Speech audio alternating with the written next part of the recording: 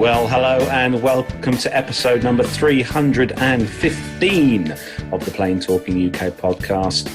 I'm Carlos and, well, I'm not in the P2UK studios again this week because across the town of Bungay, where we live, of course, in the P2K studios, as always, is Matt Smith. We're not going to do the introduction then this week, no? Oh well, we'll just not do it then. That's fine.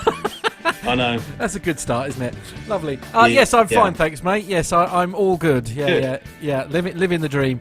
I'm going to do it just out of spite, really, because I wrote it. So yeah. You do it. Yeah.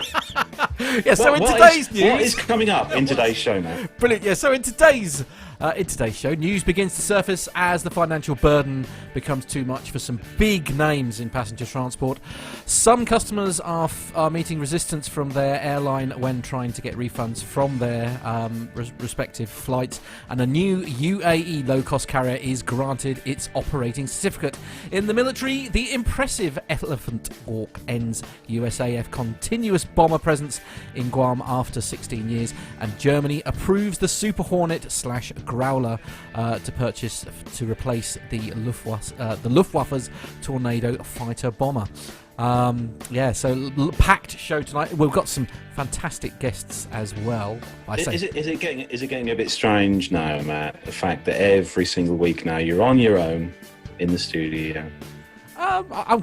I'm kind of, yeah, it's really nice actually. I've got to be honest. It's great. I mean, there's no room for you left in here anymore. Everything's all over the, it's all. I've got like 3 laptops in here. It's marvelous. I've got piles of Coca-Cola and all sorts. It's all good. Yeah. There's one thing you haven't got though, Matt. What's that? Well, one of these. No, I haven't got. I haven't got a beer actually. No, which was a bit of an error on my part, really.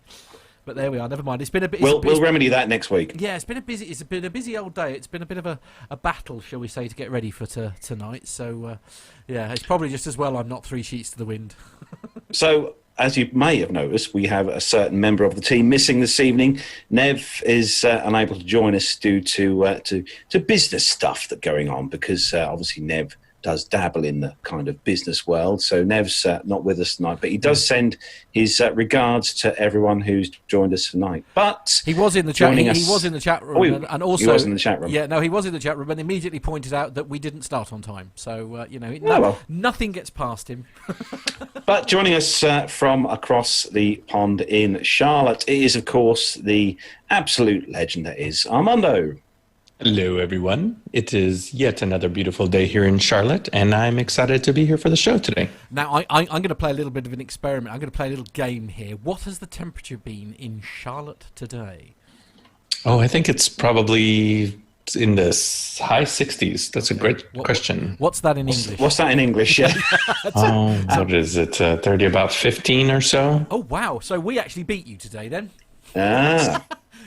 The UK has East Anglia has had a rather nosebleed territory of around 21 degrees today here. It's been ridiculously warm. Wow. Yeah, I know. That never happens. Yeah, it is currently 12 C actually here in Charlotte. Blooming heck. Okay. Next thing you know, Matt will be going to Lidl's, going down the aisle and purchasing a paddling pool. There's a very amusing story attached to that. Too late, already done it. Too late, already done it. I was filling it up this afternoon. He only went in there for garlic. But anyway. I did, yeah. That's a common problem. That's the trouble with the Middle Island. Yeah. Never mind. Yeah, you go in there for milk, eggs and butter, and you end up coming out with a full 70p ratchet and spanner set. Yeah. I must admit I've not had that. Oh, I have. Okay. Anyway, he's back. We've got him back on the show this week. We haven't had him on for a while, and it's safe to say not since the 300th. The 300th. No, exactly. Yeah. But because of what's going on in the current world at the moment, he's obviously, we can nab him whenever we like. So we've got him back. It is, of course, the absolute legend of a podcaster from the Layovers podcast. It is Paul Papadimitriou. Hi guys, how are you?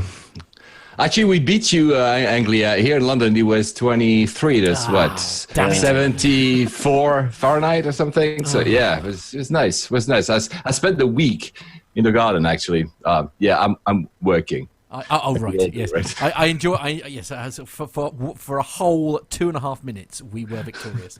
Never mind. Yes, actually, how are you finding lockdown, Paul? Because I mean, this must be so alien to you because you, I mean, you're in the air constantly, going from place to place. Let's be honest.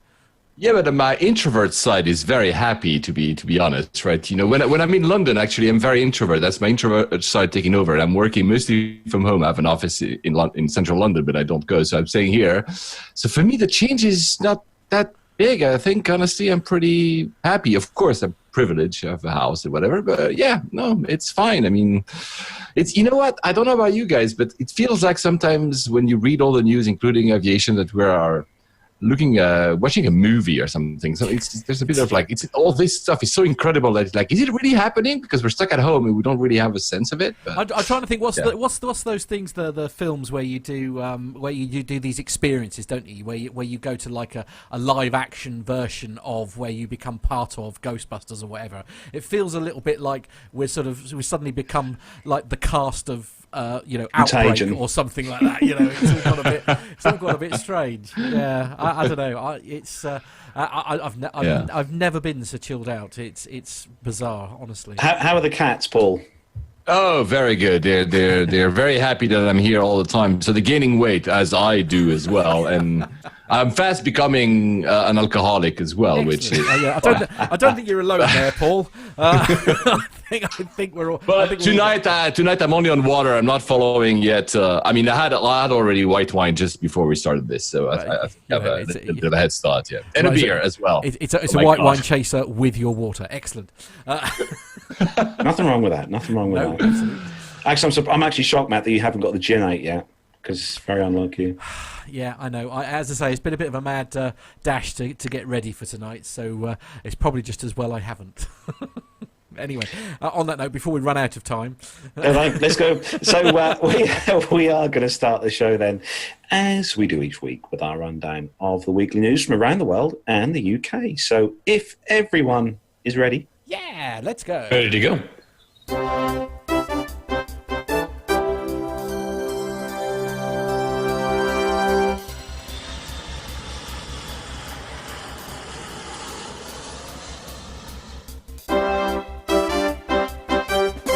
So lots to get through in this first story because there's been a lot of doom and gloom, as always, this week with the airlines and some sad news as well. So the headline on the first batch of stuff we've got to talk about, Virgin Australia entering voluntary administration. Virgin Australia has entered voluntary administration. The decision comes as the group continues to seek financial assistance from state and federal governments along with private parties. However, it said it has yet to secure the required support. The group's board of directors has appointed voluntary administrators to the company, and several subsidiaries. Velocity Frequent Flyer, while owned by the group, operates as a separate company, has not entered administration. Virgin Australia will continue to operate its scheduled international and domestic flights for transporting essential workers, maintaining important freight corridors, and repatriating citizens. The group said in its current management team, led by CEO Paul Scurra, will work closely with employees, suppliers and partners throughout the process. They said their intention is to undertake the process to restructure and refinance the business and bring it out of administration as soon as possible, said Strawbridge, who is an appointed administrator. We have commenced a process of seeking interest from parties for participation in the recapitalisation of the business and its future, and there have been several expressions of interest so far. Although ultimately forced into administration by the COVID-19 crisis, Virgin Australia found itself in need of restructuring even before the virus became a pandemic, instituting what it called a significant transformation program to reset its cost base, including consolidating the workforce, simplifying the fleet, withdrawing from unprofitable routes, and reviewing and renegotiating supplier agreements. So there's more bad news.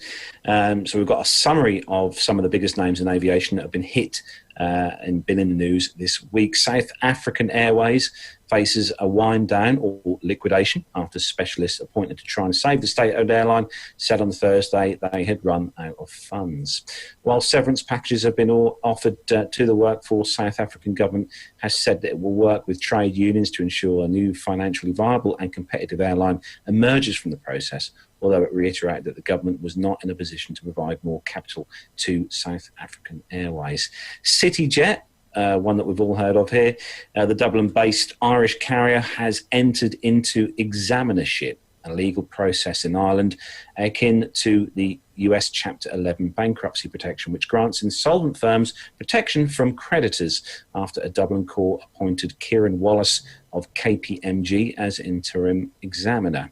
So another one, struggling Air Mauritius have also entered voluntary administration after the board resolved with the coronavirus grounding it would not be able to meet its financial obligations in the foreseeable future.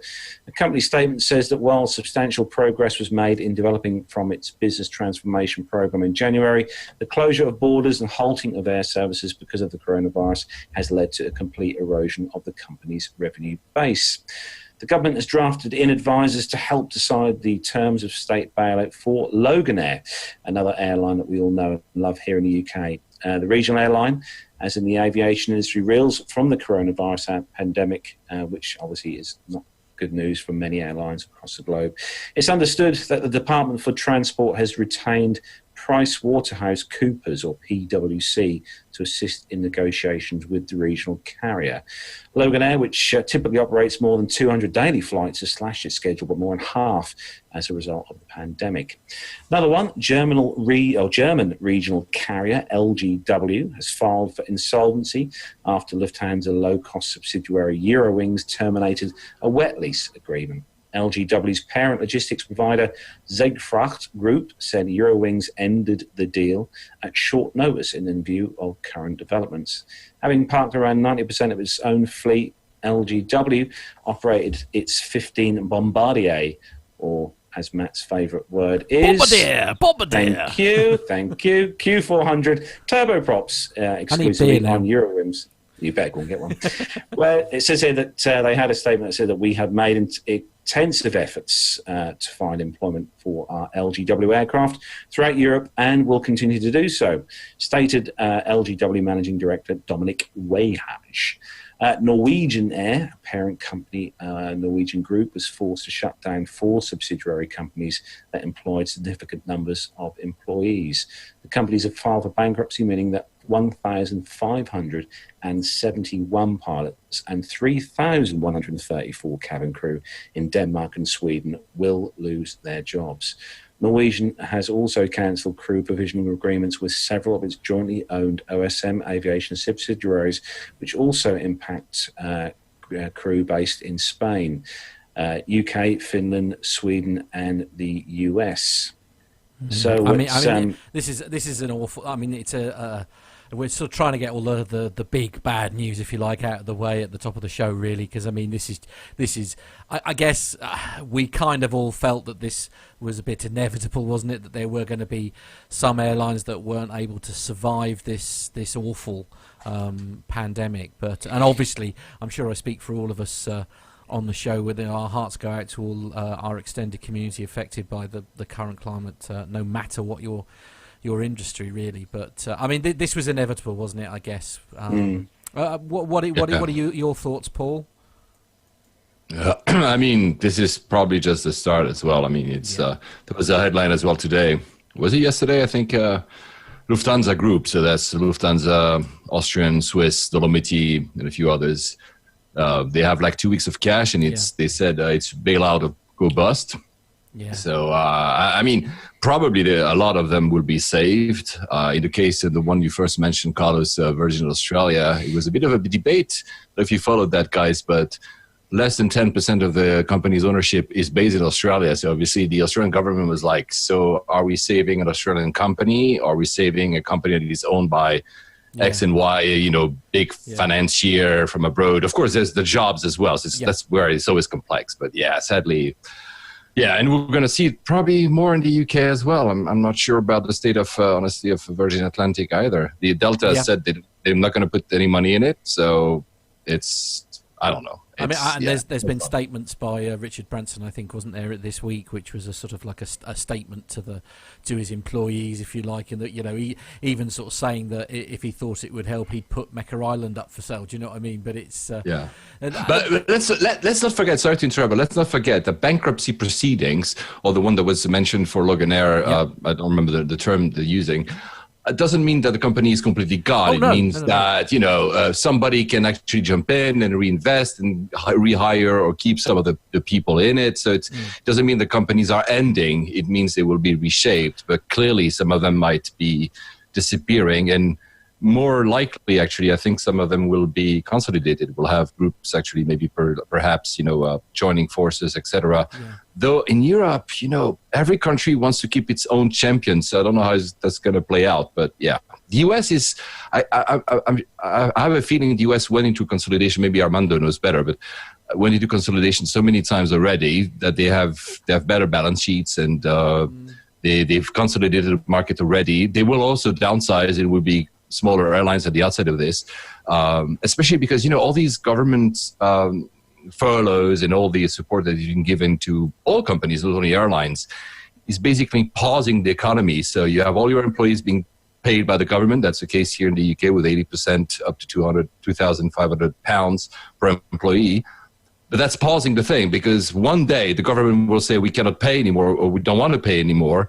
And then the companies will say, okay, so if you're not paying, we need to lay people off. So companies will downsize. It's no fun, to be honest. It's no fun at all. I mean, as I say, unfortunately, it's probably one of those sort of inevitable things in this situation, because it's, you know, companies, if they're essentially unable to trade, are just going to run out of money, aren't they? It's the harsh reality.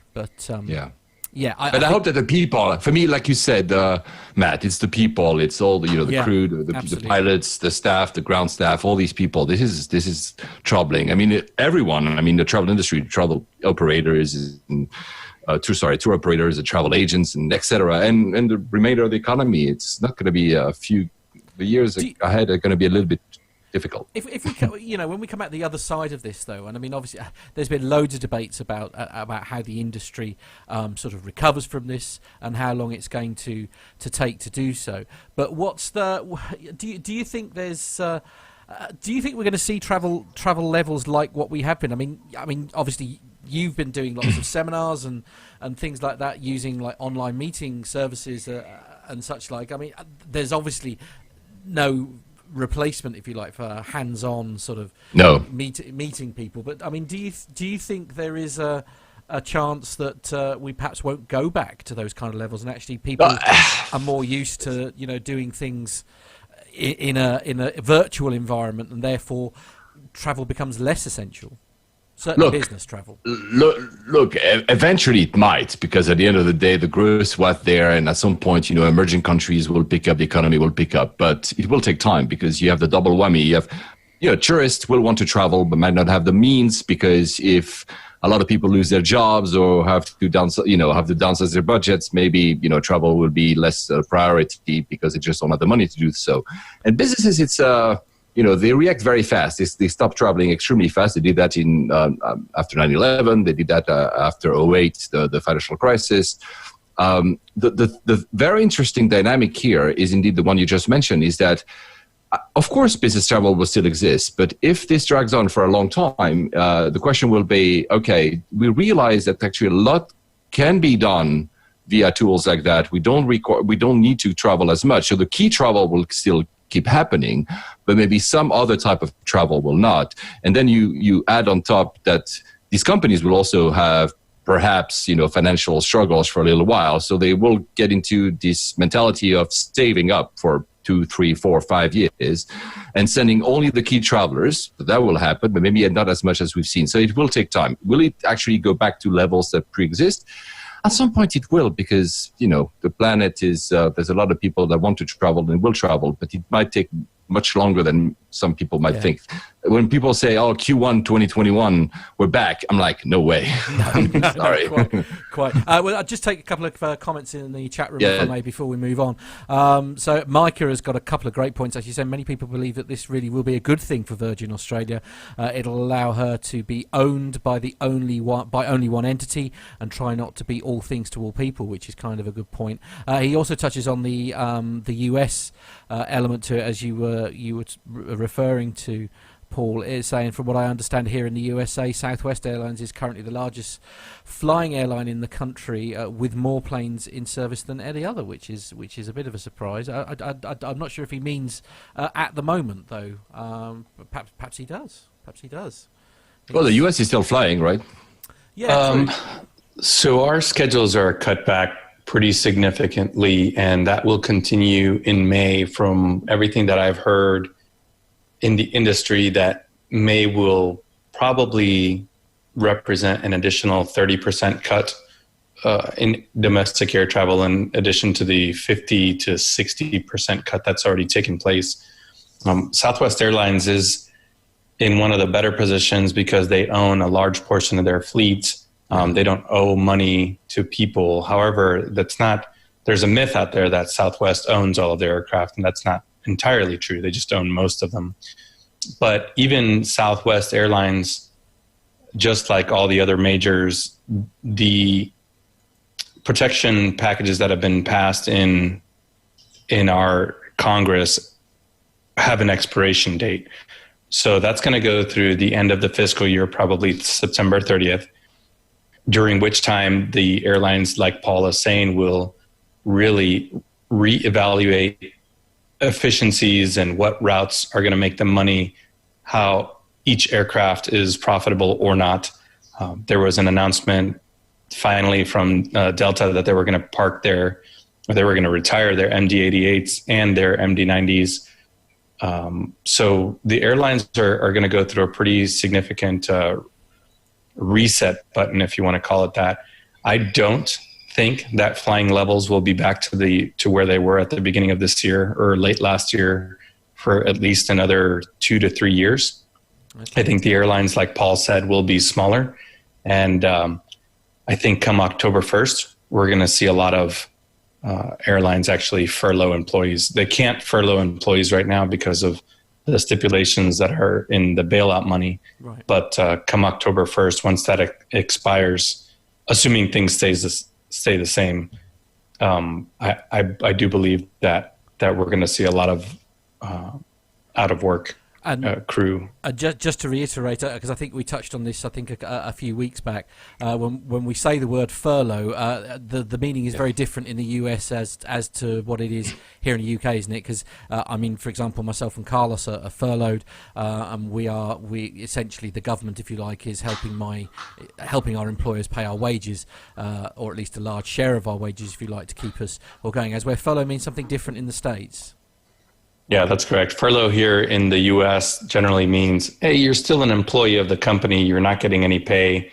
You're more than welcome to apply for unemployment benefits through your state government. But you are essentially out of a job. You're just still keeping your employee number and your benefits. Yeah. I think you're keeping your health benefits, right, Armando?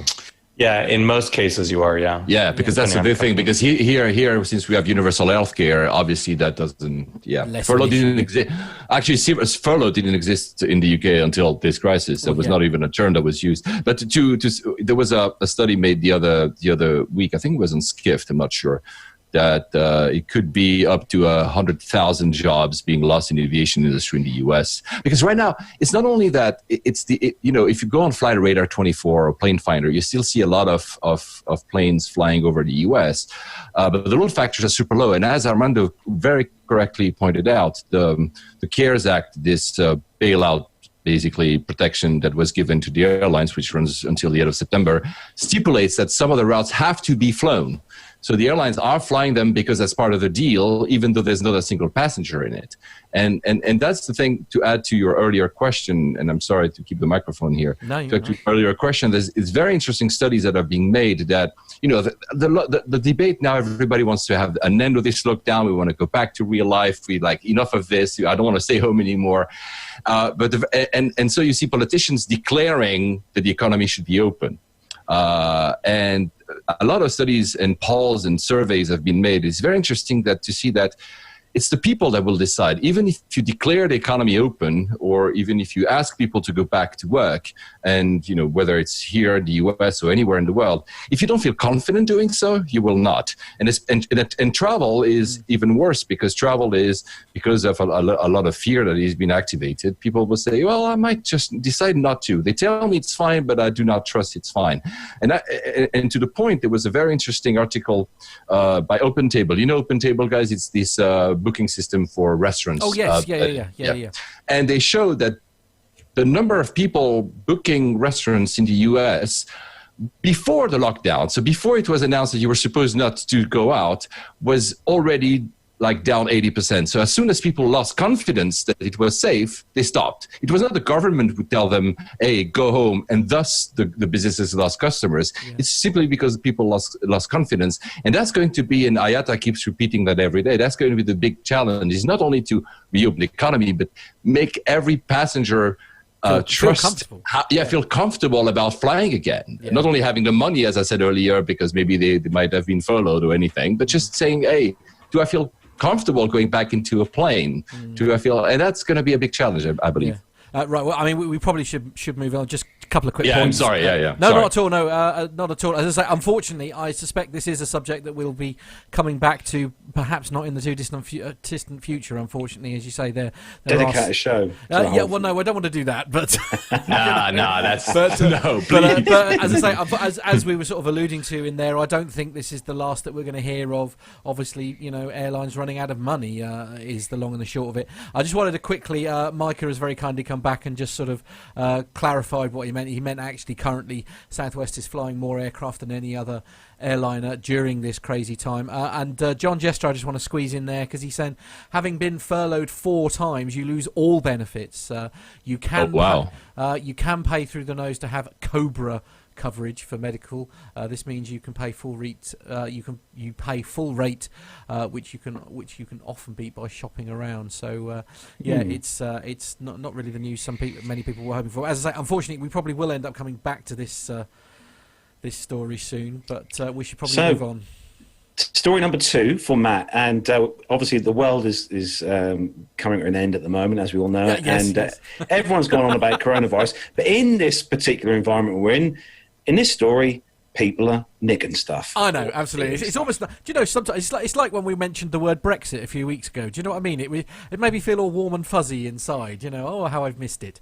Anyway, story number 2 is not a Ryanair story this week, but it's coming from the Kimberley Bulletin, and the headline is: no nighttime flights are allowed to leave or land in Grand Forks until a certain piece of equipment has been replaced. So an Easter weekend break-in and theft at an airport beacon site on Hardy Mountain near Saddle Lake means that planes cannot land at night in Grand Forks right now. The Grand Forks RCMP learned of the incident on 17th of April, but said in a release that they believe the crime occurred on the 9th of April between 7:30 and 8 p.m.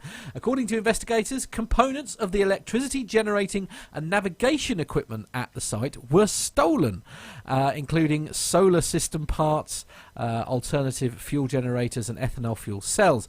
Without those components, the site will be inoperable for the foreseeable future, the city said in a statement. Grand Forks RCMP pin the estimated cost of the items stolen at a staggering $40,000. The beacon is one of 6 in the region that aid pilots in navigating around the boundary. Without it, night flights to or from the Grand Forks Airport are not allowed under Transport Canada guidelines, such as a restriction could put a strain on services across the Kootenay boundary, as Grand Forks has the only night flight capable airport in the region. The West Kootenay Regional Airport in Katulgar, for example, is unable to accommodate night flights due to its surrounding terrain and lack of runway lighting. Thanks to its geography and lights, the Grand Forks Airport is also... Now, somebody explain to me, is this GO T0? What does that mean?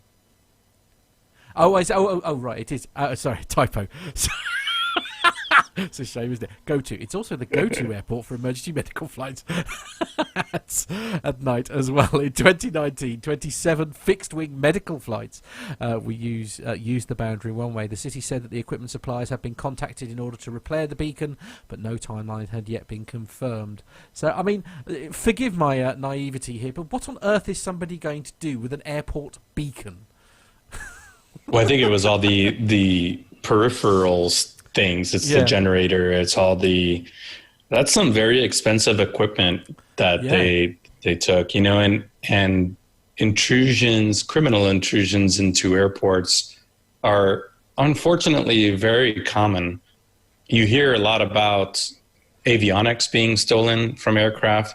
Sometimes they know what they're looking for. Other times they just know that they can sell them on the black market for increased prices. But I remember being at my local airport one day, and there was somebody inside of the fence that housed the ADS-B tower. So this was up in here in North Carolina, and the airport employee just kind of asked the guy, "It's like, what are you doing here?" He's like, "Oh, I'm just poking around, just checking around." It's like, "Why are you inside of this tower?" And it's the same thing. It's got a backup generator to it. It's got expensive. Sometimes people are trying to steal copper wire and things like that.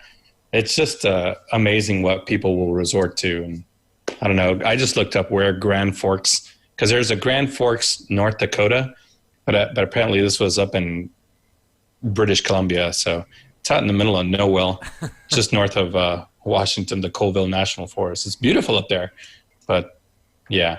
So well, I think if I was going to the boneyard in Arizona, I'd probably find it hard not to walk out of there without something in a memento pocket. Yeah, probably not a $60,000 generator though. No, admittedly.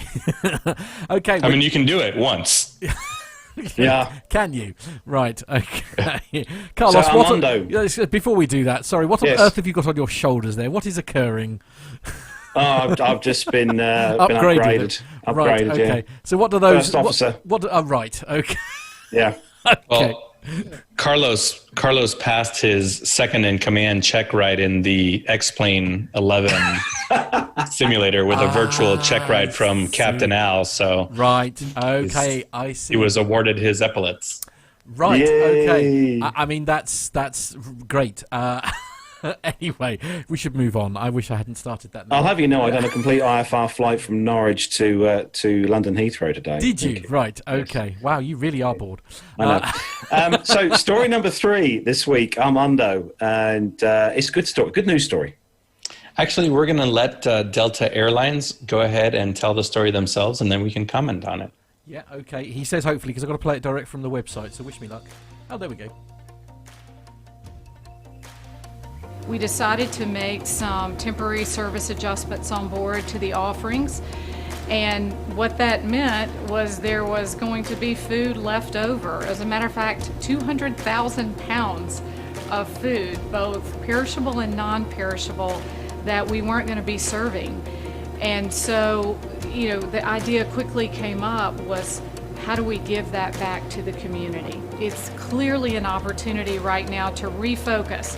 Take care of those who are still flying with us and in our airports, but let's take care of the communities. So I'm standing here today in Delta's employee cafeteria here in Atlanta, Georgia, and normally in this day, there would be people running in and out of here throughout the day, and it's a sobering moment to be here, and I think about our team and what they're doing, and they're at their homes, obviously worried about their families, worried about the great airline that they love and work for, But yet I am amazed and inspired because there are so many out there giving back to the community. We like to call it the Delta difference. I like to say it's the spirit of Delta, because we carry 200 million customers a year around the globe. And our people don't just stop. One of our employees in Nice, France, reached out and said, I would really like to be able to give snacks to the hospitals over here in Nice. It's so inspiring to us. And some of our great partners up in the air, like Linton Hopkins here in Atlanta. Linton approached us and said, let me pre-package meals. So tremendous amount of partnerships that we are leveraging right now to give back. So that Delta difference and that Delta spirit is alive and well, and the more this continues to evolve, the more ideas are coming up, and we won't stop. So there we go. So what's the context behind this then, Armando? What's actually happening? Well, as you can imagine, catering those aircraft takes a lot of warehoused food. And this is just one example. So some of the other numbers that Delta has published, 200,000 pounds of food, perishable food items to Feeding America, partner agencies, Georgia Food and Resource Center, Missouri Carthage Crisis Center. She mentioned the local caterer in Nice, in Philadelphia. They're partnered with Sodexo Magic to donate 500 pounds of food from the Delta Sky Club at the airport to a local Feeding America food bank. So they're getting some pretty nice meals there. She mentioned Linton Hopkins in Atlanta. And in addition to that, they're sending pretty much flight meals, box meals to the reservations and customer care centers to those people that are working to keep the airline running. It's just a great use of, the resources that they've already purchased. Yeah, that are already in stock, essentially, isn't it? I mean, this is stuff that they would have been sort of giving out in flight, and obviously they're not doing it. So, it's great that it's not going to waste, isn't it? I mean, here that we've got there's a charity called Feed the NHS, isn't there? That I think Matt Lucas is a big part of, and his charity is sort of doing something similar, if you like, but with restaurants, where restaurants that had money, that obviously had food and stuff that they would normally been selling, because especially here, like the restaurant industry is worth a frightening amount of money, and there's more. I think I do wonder sometimes if there wasn't actually anywhere near as much panic buying going on as everybody thought there was, but more for the fact that nobody's had to eat so much at home before. I do think this whole part of it. Like we've mentioned 100 times already, this is just an unprecedented time. And here locally, my daughter's schools, they've also purchased food in bulk. So they are driving school buses around and they are delivering food to certain locations throughout our county. And you can go there, no questions asked. You just ask them, hey, I want one package, which is a lunch and a breakfast, which is what they would have gotten in school. Or you can ask for them, for 3, 4, however many you want. And it's just, I've never seen anything like it, like so many other things in this time right now. Yeah. There was a story, I don't know if you've seen, guys, also that here in the UK, in Manchester, I think it was yesterday, there's more than 1 million airline meals, frozen food airline meals that were given to local charities via local charity to give to disadvantaged people. So it's frozen, so I guess it was laying around and not being put up in any planes. But that's pretty cool. The article didn't say which caterer did that, but I believe what's it, Alpha LSG, which is Sky Chef and Dinata, is in hub in Manchester. So maybe that's them. But more than 1 million airline meals. I hope. I know it's a cheeky comment, but I hope if I were there, I get the first class one, right? Yeah, we've got standards that need to be kept, Paul. That's the. Yeah, I was going to say there's been plenty of reviews that we've done from Nev's passenger experiences where maybe you would, hit pass on the meal on the overcooked chicken with instant potatoes or something like that. But hey, these are extraordinary times. Well, quite, yes. Moving on to our guest, Paul, for the next story. And obviously, Paul, you travel to the UAE about 6 million times a week. So this is another option for you to travel on a different airline. That was actually my last flight before I stopped traveling in February with Emirates. But yeah, to be frank, I wasn't aware of that piece of news that you shared with me before the show. UAE new airline gets operating certificate. It thus becomes UAE fifth carrier, and launch dates will be announced soon. It's in gulfnews.com. I'm going to not maybe read the entire thing, but the gist of it. So Air Arabia Abu Dhabi, the UAE's new airline in the making, has received the air operating certificate. This allows it to start operations from Abu Dhabi as the country's fifth carrier. Air Arabia Abu Dhabi will continue to work closely with the General Civil Aviation to finalize a launch date as market conditions improve and skies are open again. Saif Al-Suwaidi, Director General of the said General Civil Aviation Authority, said in a statement, while the global aviation industry continues to face its greatest challenge due to the impact of COVID-19 on air traffic movement, today's announcement reflects the strength and confidence of the UAE's aviation sector and its long-term prospect. The UAE is a global air travel hub, and we continue to provide our residents and visitors with multiple options to stay connected and explore the world. It has been assigned a reservation code 3L by the IATA. And this airline was formed, and that's an interesting one. This airline was formed following an agreement between Etihad Airways and Air Arabia for an independent joint venture company, and it will operate a low-cost passenger airline with the Abu Dhabi International Airport as its hub, so AUH. The new carrier will complement the services of Etihad Airways from Abu Dhabi and cater to low-cost travel in the region. One thing. This is not the article anymore. One thing, first I wasn't aware of this, but the interesting thing here, they say it's a JV between Etihad and Air Arabia to create a new low-cost passenger, this one that's mentioned here. However, Air Arabia is already a low-cost from Sharjah. The UAE, as its name said, is multiple Emirates, and one of them is called Sharjah, which is north of Dubai. And that's their airline since 2003, which has always been, by the way, profitable. It's a very good airline, low cost as well. So I don't really understand why they need to do another low cost differently, whereas the others literally stays, 100 kilometers north. But good news, I'm guessing, and of course I'm going to try it. I don't know. I mean, perhaps it's a lucrative market, and perhaps Etihad and Air Arabia wanted a sort of slice of the pie, maybe. Yeah, to be frank, my inkling, it has been the same for the past 3 years, that at some point Etihad and Emirates will be forced to merge. And to me, this all current crisis could be the last straw or the spark to create this, because it's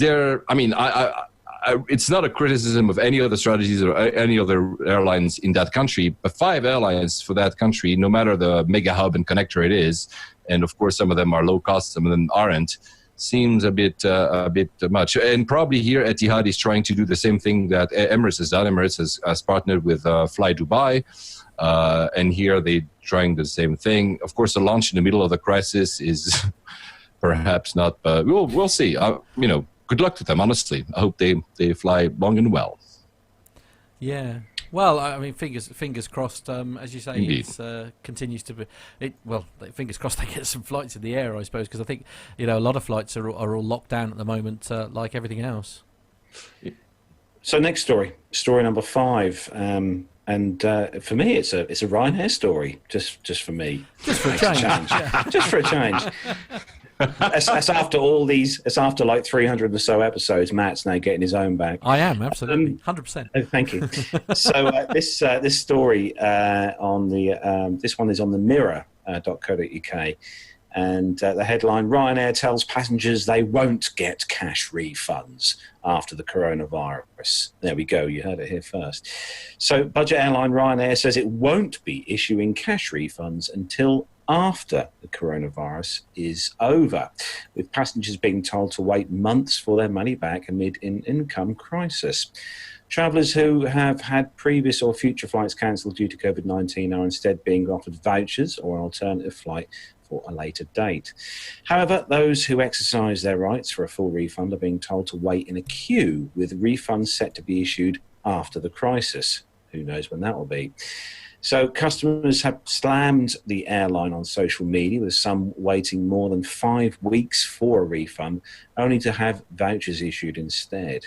One passenger named Tom tweeted, "So, at Ryanair, have decided to give me a voucher despite me being in a queue for a refund for a month. Wow, that must be one hell of a phone bill. And if I wanted to get a proper refund, I would need to wait online to speak to a chatbot." Oh, we love a chatbot, which is only available during the day. "Give me my money back," he says.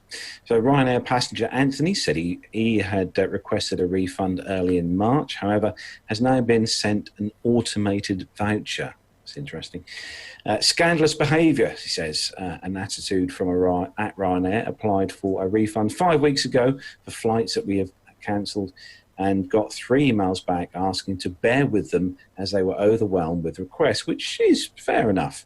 They then send an email today offering a travel voucher, he writes. Ryanair customers waiting on a refund have been receiving an email attached with vouchers instead, which explains, "Please note that as our customer care agents are required to work from home to limit the spread of COVID-19 virus, payment security restrictions prevent us from processing refunds as quickly as we'd like to." So under travel laws, airlines and travel package providers must give customers their money back within 14 days if the firm cancels their trip. However, the Irish carrier, along with British Airways and TUI, are among the travel firms that have been breaking these rules. Martin James, a consumer rights expert for Resolver, accused the airline of misleading passengers. Put simply, to help keep the airline business in business, if you can, by taking vouchers or moving your flight forward, but don't be forced into it, he said. You are entitled to a refund. A Ryanair spokesperson said, "For any cancelled flight, Ryanair is giving customers all of the options set out under EU regulations, including free moves and refunds in the form of cash or vouchers.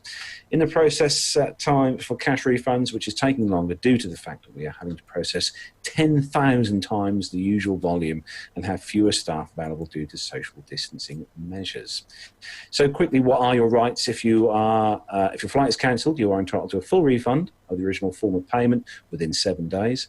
Although many airlines will be struggling to meet the deadline, you can accept or refuse vouchers or a rebooking, but a voucher will probably be invalid if the airline later goes bust. If you decide against going on a future flight which is not yet cancelled, then there is no right to a refund. Different airlines have different rules on what you can and can't do, but many are waiving any charges for changing to a later flight or having a voucher instead. Your travel insurance may not or may cover you for these things. If you are trying to get home, the airline has a duty to get you back. However, with so many flights cancelled, that's become increasingly difficult. Now the government has agreed to step in when needed to return people who are stranded, as we know by all the repatriation flights. If you are stuck in the EU and a UK or EU carrier is not rerouting or helping you, you should be able to come home on any airline. You can bill the original airline for that new ticket. The airline is legally obliged to get you home, and they should be rerouting you themselves. If they are failing to do that, then they are responsible for the cost of getting you home. Better give someone with a private jet a call, I think. But you should not cancel and accept a full refund, as this ends the airline's duty of option to care towards you, and you won't be able to claim back anything after that. It's best to pay by credit card, as we all know, for the backup option to claim from your card provider. If you have a package holiday, then a refund should be provided for the whole holiday within 14 days. Now, I have a few things to say about this. Everyone's Come on, please. I have a few friends of mine. Actually, one of them is not a friend; he's my father. Okay, so quite close then. Yeah. Has struggled immensely over the course of the last 2 weeks to get anything at all from TUI.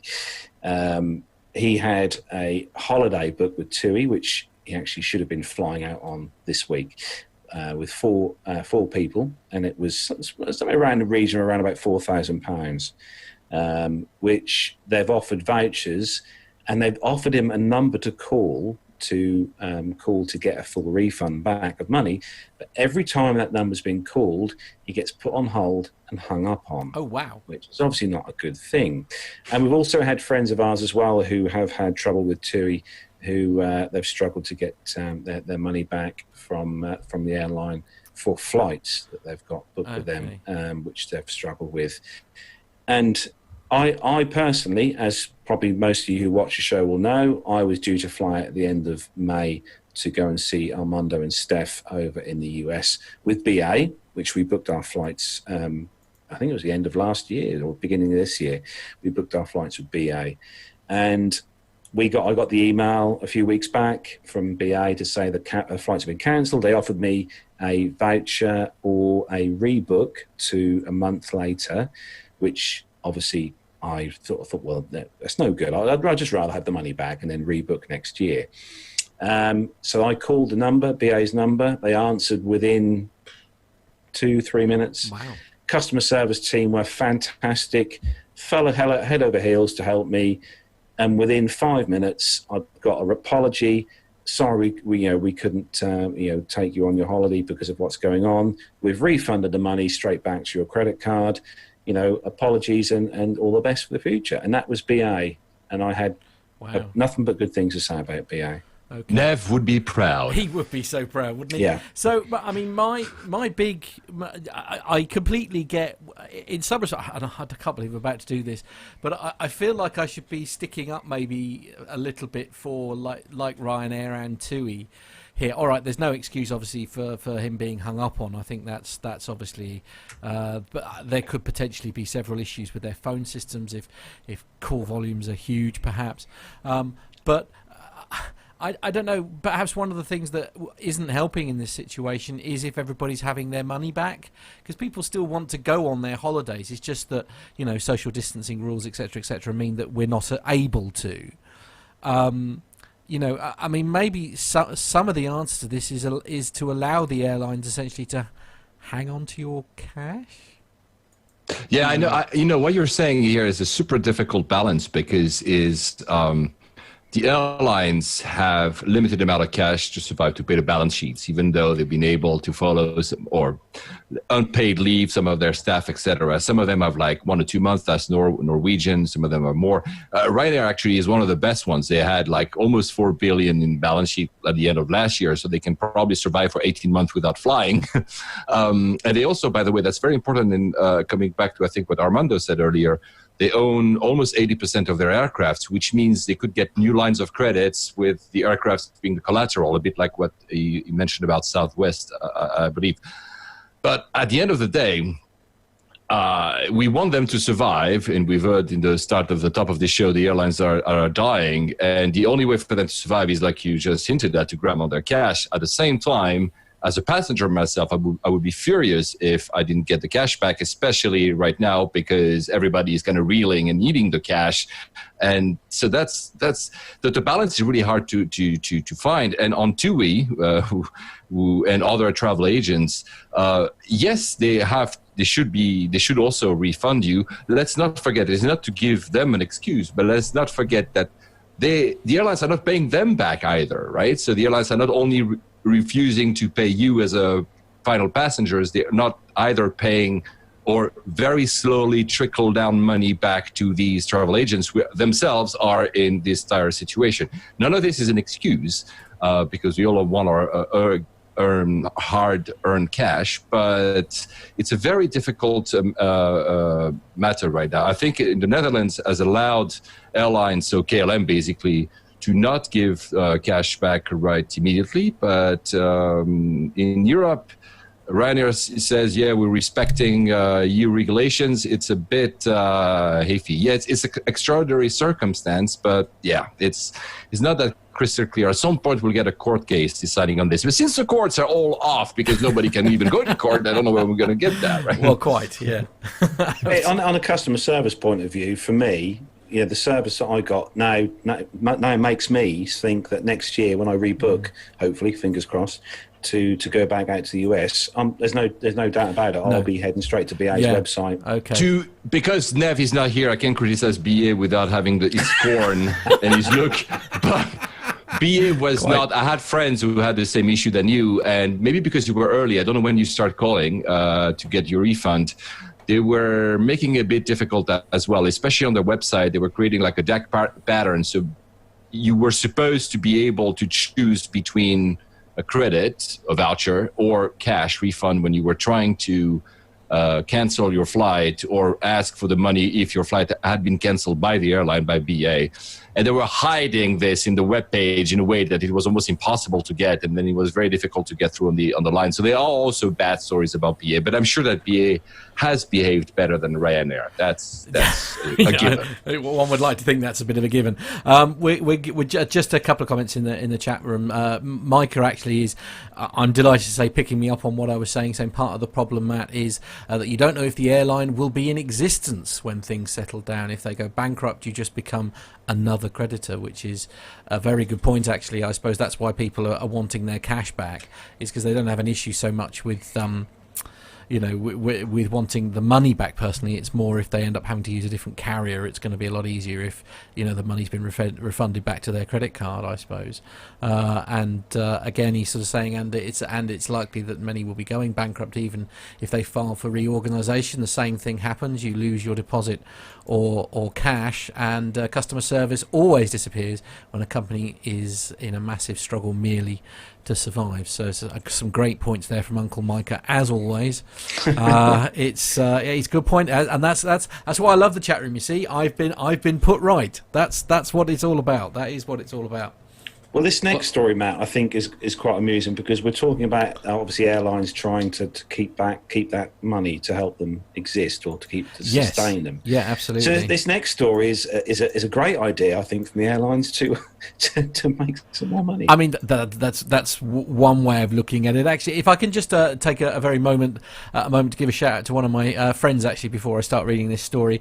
Carlos, do you remember my friend Stuart, who joined us at our 100th all those years ago? Yes. Well, Stuart works for a company called Mediquip, and he's currently in Stockport, actually, and he's working very hard to keep 27 ambulances on the road. So that's I think that's a very worth a shout out, really. So it's what I call like the sort of care workers and all that kind of thing. So well done to him for doing that.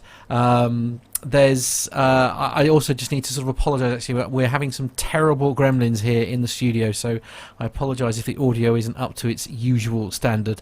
I am trying to get to the I was about to say, Matt, you have like a lot of company. You're supposed to be social distancing. You're having a party behind you, right? I don't really know what's going on, to be honest with you. There's all sorts of weird stuff going on, but anyway, we'll try and get to. And now I've got some kind of weird technical authoring error for some reason. So, wish me luck with that. Anyway, so it's the Business Insider is the website that I'm trying to read from, if it'll let me. And the head, no, it won't let me. It's got some kind of stupid box on top of it now that won't go away. Brilliant. Anyway, so Business Insider, and the headline is American Airlines just raised its check bag fees, even though hardly anyone is flying right now. So, American Airlines increased its fees. Increased the fees it charges some passengers for checked bags on certain flights, as the airline sees record low passenger numbers due to the coronavirus pandemic. The flyers travelling between the US and Europe or Africa and flying on a basic economy fare ticketed by American Airlines will pay $75 each way for a checked bag for tickets sold beginning of the 21st of April. The previous fee was $60 each way. The lower fare will still apply to tickets that were sold before the 21st of April. The changes were first spotted by the blog site awardwallet.com. In a statement, the airline said that the new price brought it in line with its transatlantic joint venture partners, which sell checked bags on basic economy fares for $65 each way in advance or $75 each way at the airport. Starting Tuesday the 21st of April, American changed its checked baggage fees for basic economy passengers on transatlantic flights to better align our bag fee structure with our Atlantic joint business partners. British Airways, Iberia and Finnair, a spokesperson said. These changes only affect passengers who purchase new basic economy tickets on transatlantic flights starting on the 21st of April going forward. Finnair increased its fees for checked baggage back in March. United similarly raised its checked bag fees to $70 for its least expensive fares earlier this year, bringing it in line with Star Alliance partner airlines. I mean, the story goes on, but I don't know. What are we thinking, guys? I mean, is this? It's quite a big lot of money. I mean, that works out in the good old British sterling. It works out about 60 quid. Right. When you think if you do it online with Ryanair, it's 25 quid, and if you do it at the airport, if you forget and do it at the airport with Ryanair, it's 40 quid. So 60 quid is quite a few pounds. Yeah, I agree. That's $75 is, that's a lot of money, especially when we're in a time, especially with carriers like Norwegian, where often $50 makes the difference of which carrier you book to go transatlantic. So $75 baggage fee, and I know that they're just bringing it in line with the rest of the partners, but my goodness, that's a lot of money. Do you remember, like, back just a few years ago when a few carriers instituted a $25 baggage fee, and we all said, this is never going to work. Like, here we are at $75 and $60, and everybody's just used to it now. But surely this, I mean, is it one of those where it's like there's so much bad news going on at the moment? Now is the perfect time to bury yet more bad news, because it was just, I guess they were just hoping it was going to disappear into the ether of what was already happening. I can't imagine how many people are, other than us in the aviation podcast community, are tracking this story. And there is a figure that American Airlines made $1 billion from checked bag fees in the first 3 quarters of 2019. So not even the whole year. That's $1 billion in revenue from checked bag fees. So, wow. Hey, that's insane. Wow. Yeah. It just makes me want to get a credit card for each airline and get the first bag check free. Right. Yeah. I mean, that's one way of dealing with it, I suppose. I'm sure the folks over at the Points Guy would love that. Oh, yeah, absolutely. Yeah, but interestingly, Armando, I mean, of course, no, it's not happening. But in Asia, because people are not low cost travel is more prevalent because air travel started later. I mean, this is overstatement, but you tried to make the point. A lot of the loyalty systems, so the frequent flyer miles and loyalty systems, do not offer you stuff like that. They say, if you're with us, it's not about you getting into business class with miles. It's about getting the first or second checked bag for free, or more overhead bin space and stuff like that. And I think that's in an economy that might not be as good going forwards, we might see that model replicated elsewhere, to say BA or American telling you that as a valued customer here, if you fly a lot with us, even if it's just at the very back of the plane, we'll offer you checked luggage. I think that could be something that would happen. Sure, I think that's absolutely a strategy that could be employed. MBF is saying, is it not just included in the cost of the ticket? And, maybe that's, some airline will go that way with it. Be like, hey, look, no, my airline, that's one of the things that we advertise now is, hey, we have no baggage fees whatsoever. Well, and that may set us apart from the next ticket counter over. So I don't know. Interesting time to make the change. Yeah, as I say, I think it's just being used as an excuse to bury yet more bad news, I think, as you say, but there we are. Armando, you've got the next story. Yeah, sticking with this story, I'll tell you what, these masks are great now, these visors, Armando. Well, I looked at these pictures, and Avio Interiors has just released a post-coronavirus seat design. They've released 2 seat designs for use after the virus. as concerns over hygiene post-health crisis on board aircraft are expected to remain. However, the prototypes for the designs are still being developed. The Avio Interiors confirmed. This manufacturer was founded in 1972. They compete against other manufacturers like Aerospace or BE Aerospace and Recaro, probably the most well-known one. The Avio Interiors has proposed these two new designs for use after the pandemic. One is a more simple concept called Glass Safe, which entails a simple covering around the sides of your head, which can be fitted to existing seats.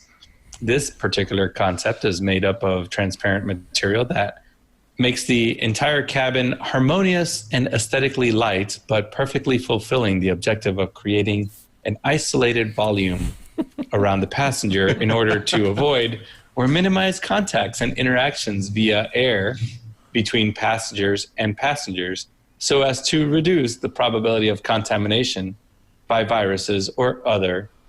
And then the quote ends.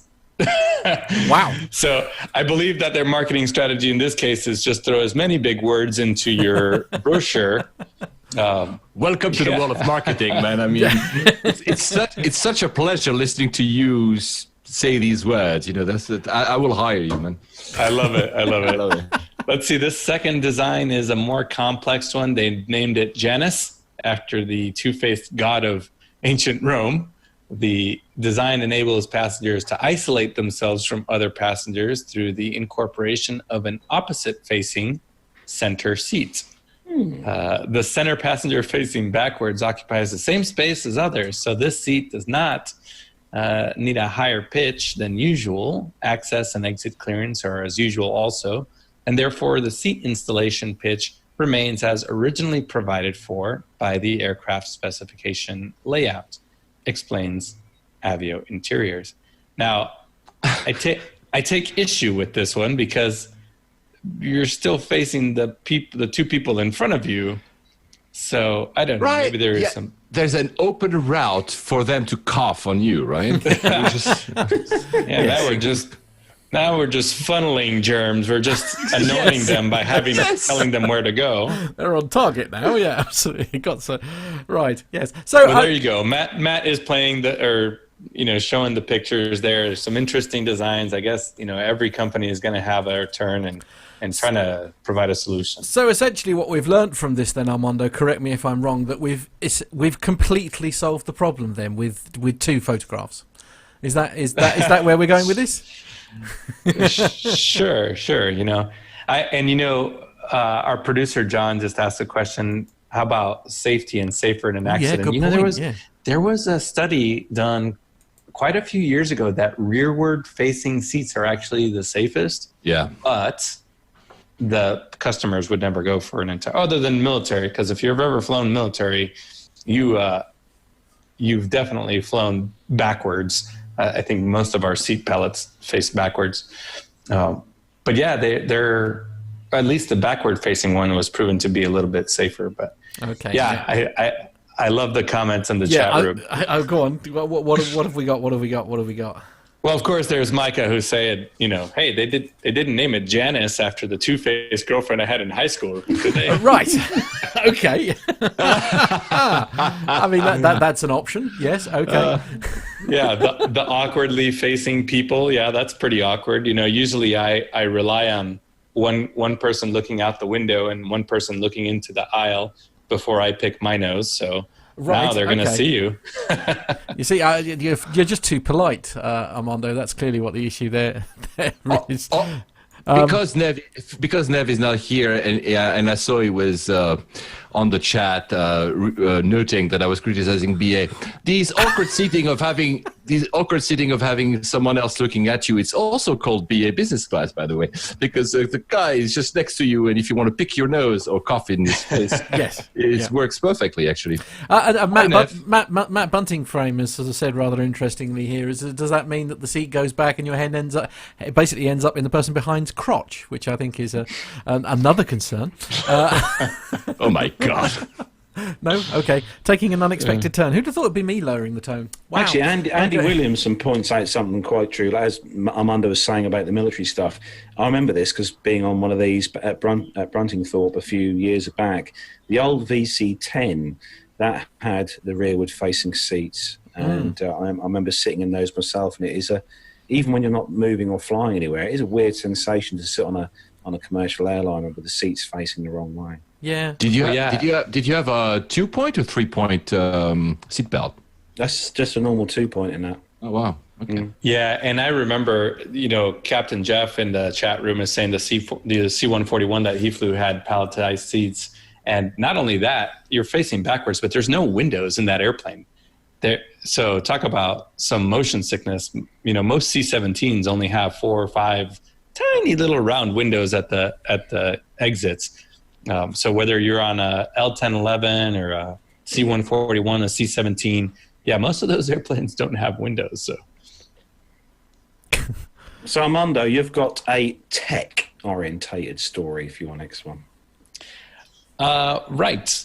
So this is from. Is this mine? Or is this yours, or is this This is Paul's? No, this is Paul's. I was going to say. Sorry, Paul. No, I love the voice of Armando talking about marketing. So if he wants to take it on, it's more than welcome.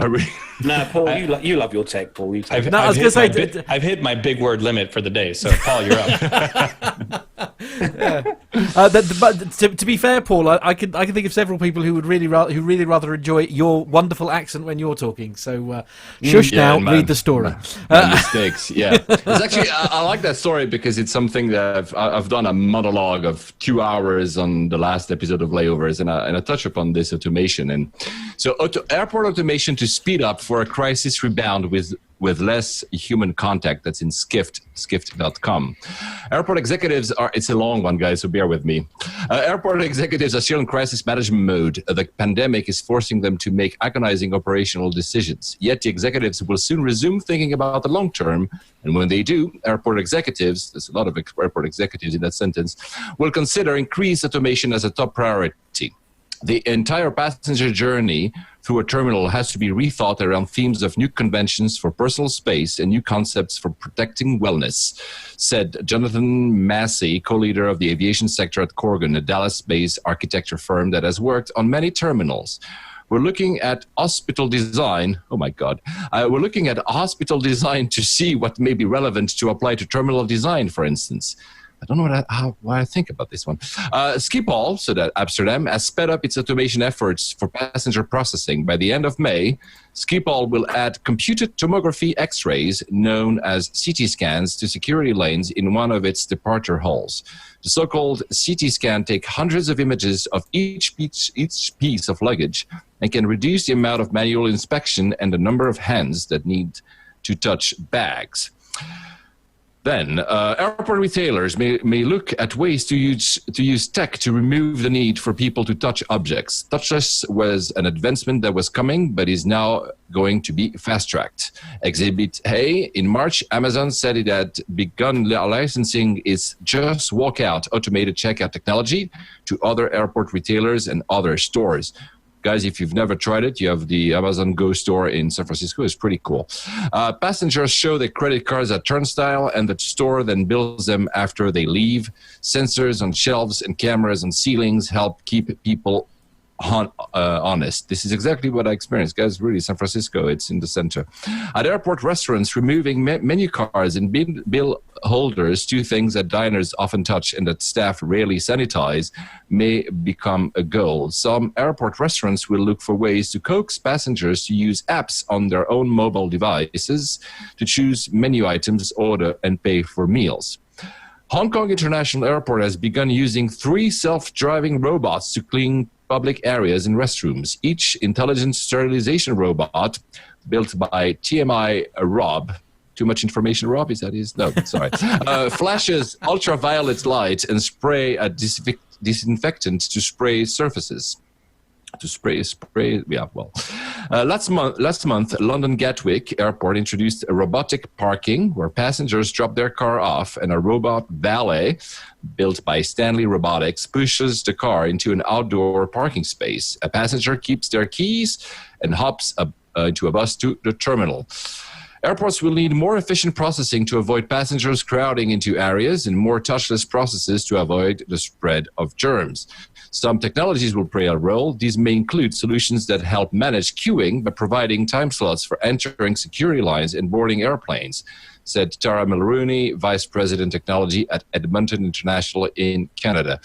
Biometric checkpoints are another possibility where a passenger scans their passports and boarding pass and takes a selfie.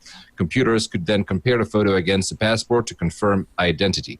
The crisis will lead to a paradigm shift as we realize that travel is a vulnerable ecosystem, Massey said. We now know a pandemic is an existential threat to the industry, so even if we can't predict when the next one will happen, we'll be looking head on at how to minimize the impact. I'm just going to mention two stories. I did the full touchless immigration at Dubai. So that was in my last trip. It was in February. So you literally never touch anything. You have a path when you walk, and the only thing you do at the very start is you have to touch your passport. So the passport takes an imprint, where you biometrics, and then compares it to your face, and then you just walk, and you never meet anyone, and you don't even have to stop. The airport keeps recognizing you, and that's pretty insane. And I'm sure that this is going to be implemented in a lot of places. Gatwick is not far, actually. It was mentioned here for the parking, but Gatwick is not far. I've seen these robots, the way they say intelligent robots to sanitize the restrooms. I'm like, you've really seen these robots? They're not really intelligent. It's just, what do you think, guys? I have a lot of thoughts, but I don't want to keep the microphone. What do you think, guys, about all these automation?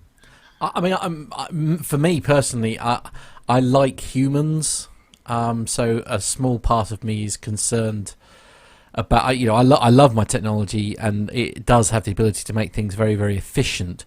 And especially, I suppose, in difficult times like this, the least amount of human contact, obviously, the better. But I don't know if I want to ever get to a situation where essentially you've got almost nobody working in the airport. Do you know what I mean? Yeah. Other than there is something about that interaction with people.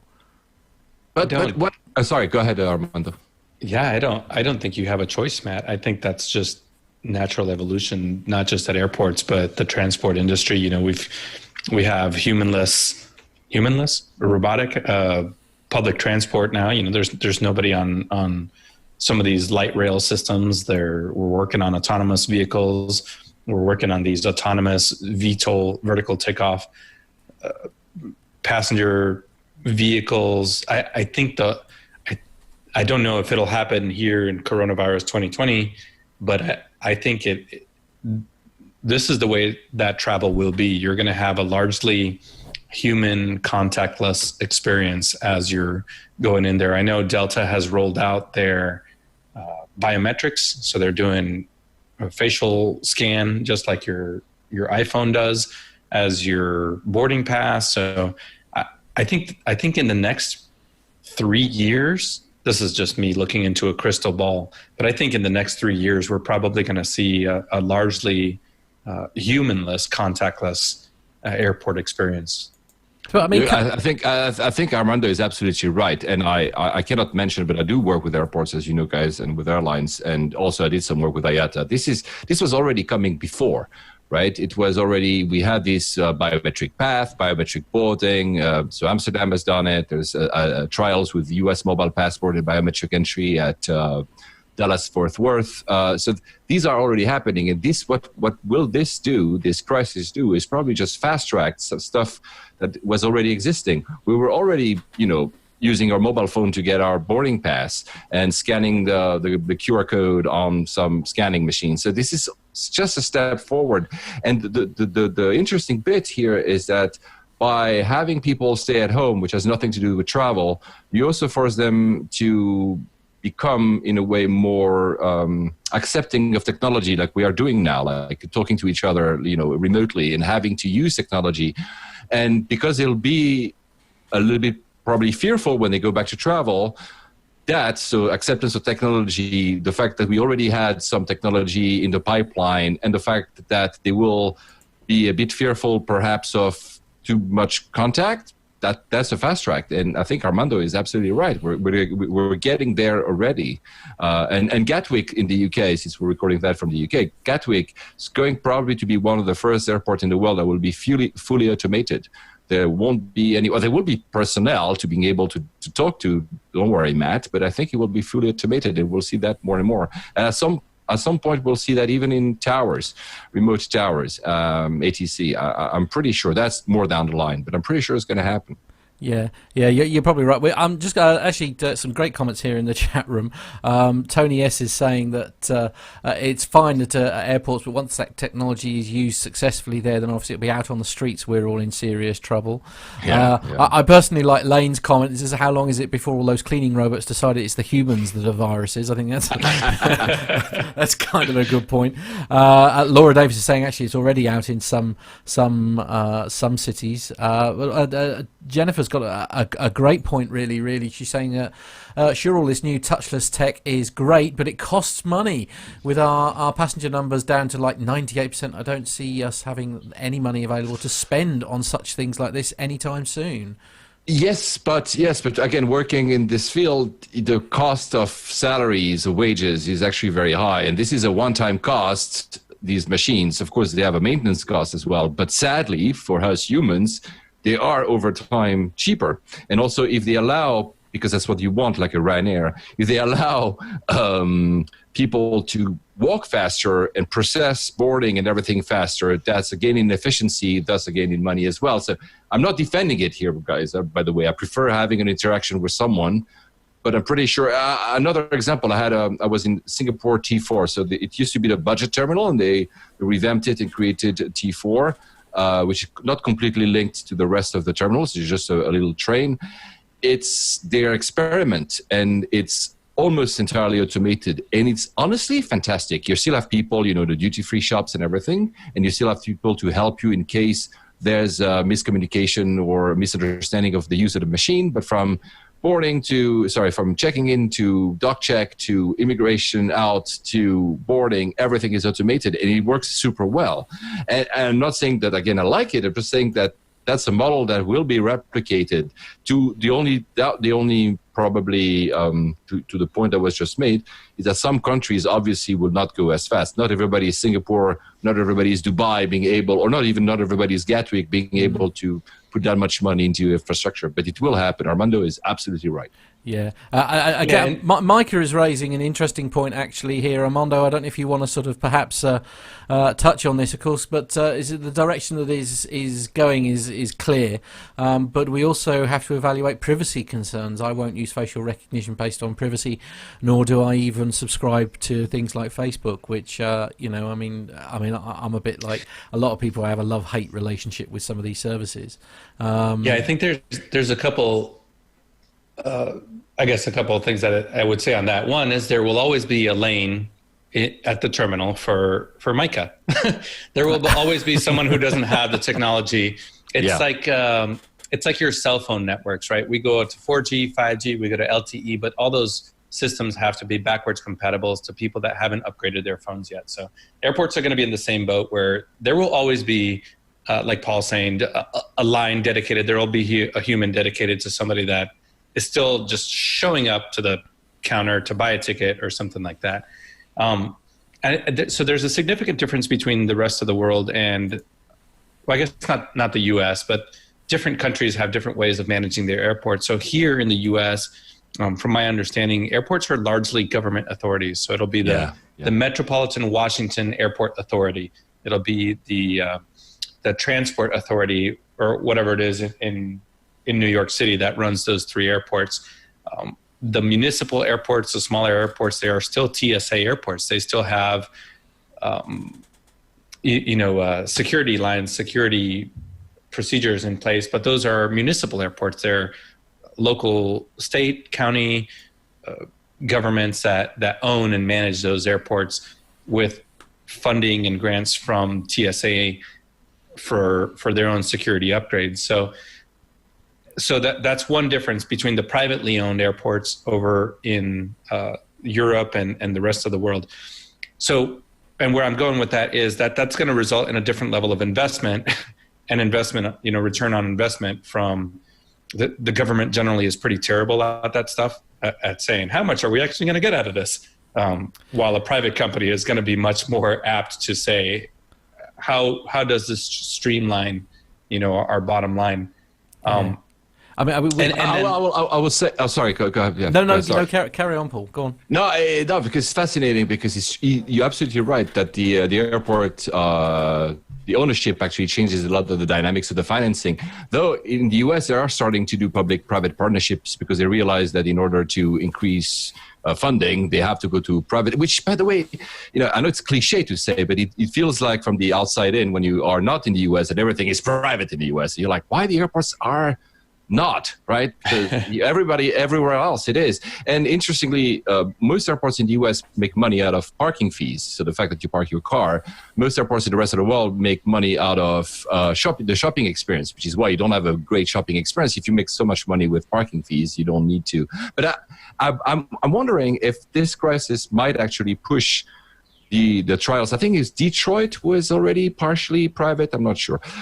Push this experience further. The government saying, oh, you know what? Or the local municipality saying, we might not be able to pay for everything after this crisis. Or is there any private investor that want to come in and buy equity in the airport and help us build, the passenger experience and what's not? It could happen. I had a question from John, our producer. He has it on the notes that we have here. He says, what happens if this tech goes down and you have no people on the payroll to deal with it?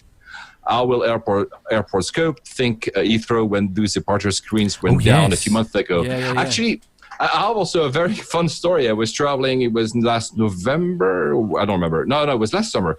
I landed in Kuala Lumpur in KL, so that's in Malaysia, and everything was done by hand. And I was like, that's very strange, but it was, outbound. So at first, didn't really register. I thought, okay, maybe they do everything by hand. Like, the belt, the luggage belt, so I had checked in baggage, was written on a whiteboard. And I was like, that's very strange.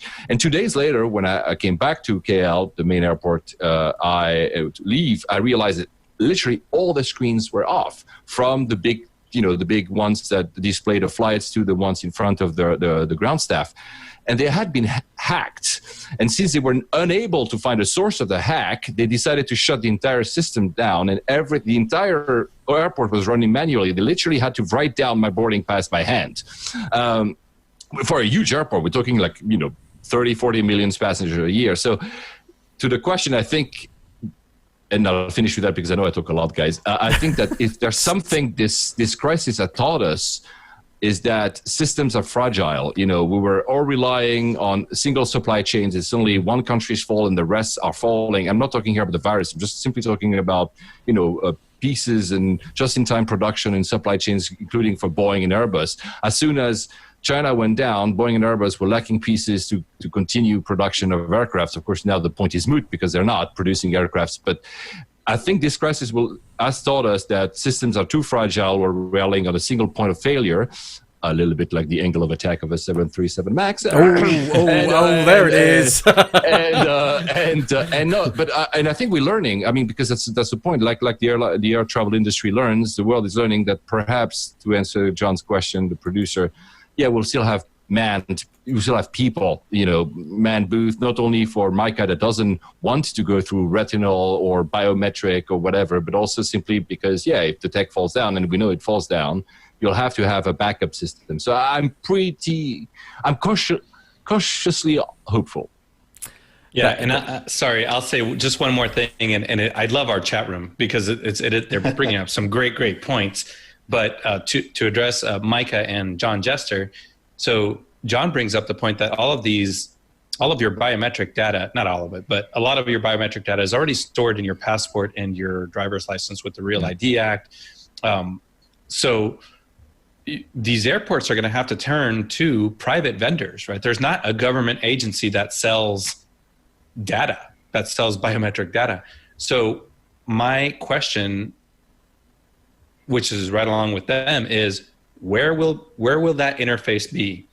between the New York City airports going with their vendor, who is going to provide a technology to provide biometric or just contactless procedures, and the San Francisco Airport Authority, who is going to buy it from their vendor. Where are those vendors? Where's going to be the interface for them to interact with a government, a national database of biometric data? That's where the sticking point is going to be, in my opinion. Yeah, we're going to can't sell it. Well, the government can't sell it. No, quite absolutely. And by the way, it's heightened with the current crisis, because I do believe that right now we have security. We have the checking your identity. That's for security and for visa purposes to cross the border. Are you allowed to board a plane or not? But we're going into health, because at some point we're going to, after 9/11, we got used to heavy security. We had it before, now we got used to it. I'm wondering if we want to have some kind of health visa. So if that data, biometric data, will have to embed like an electronic travel authorization, or within your advanced passenger information, you have to declare your state of health, and which has to be tracked. It's not only, I feel fine and I've not visited these countries in the past 14 days, but maybe they'll say, no, but we want proof. And it's not the airline saying that, it's like the destination where the US already asks us when we go to the US as non-residents and non-citizens, they ask us for our social media handles.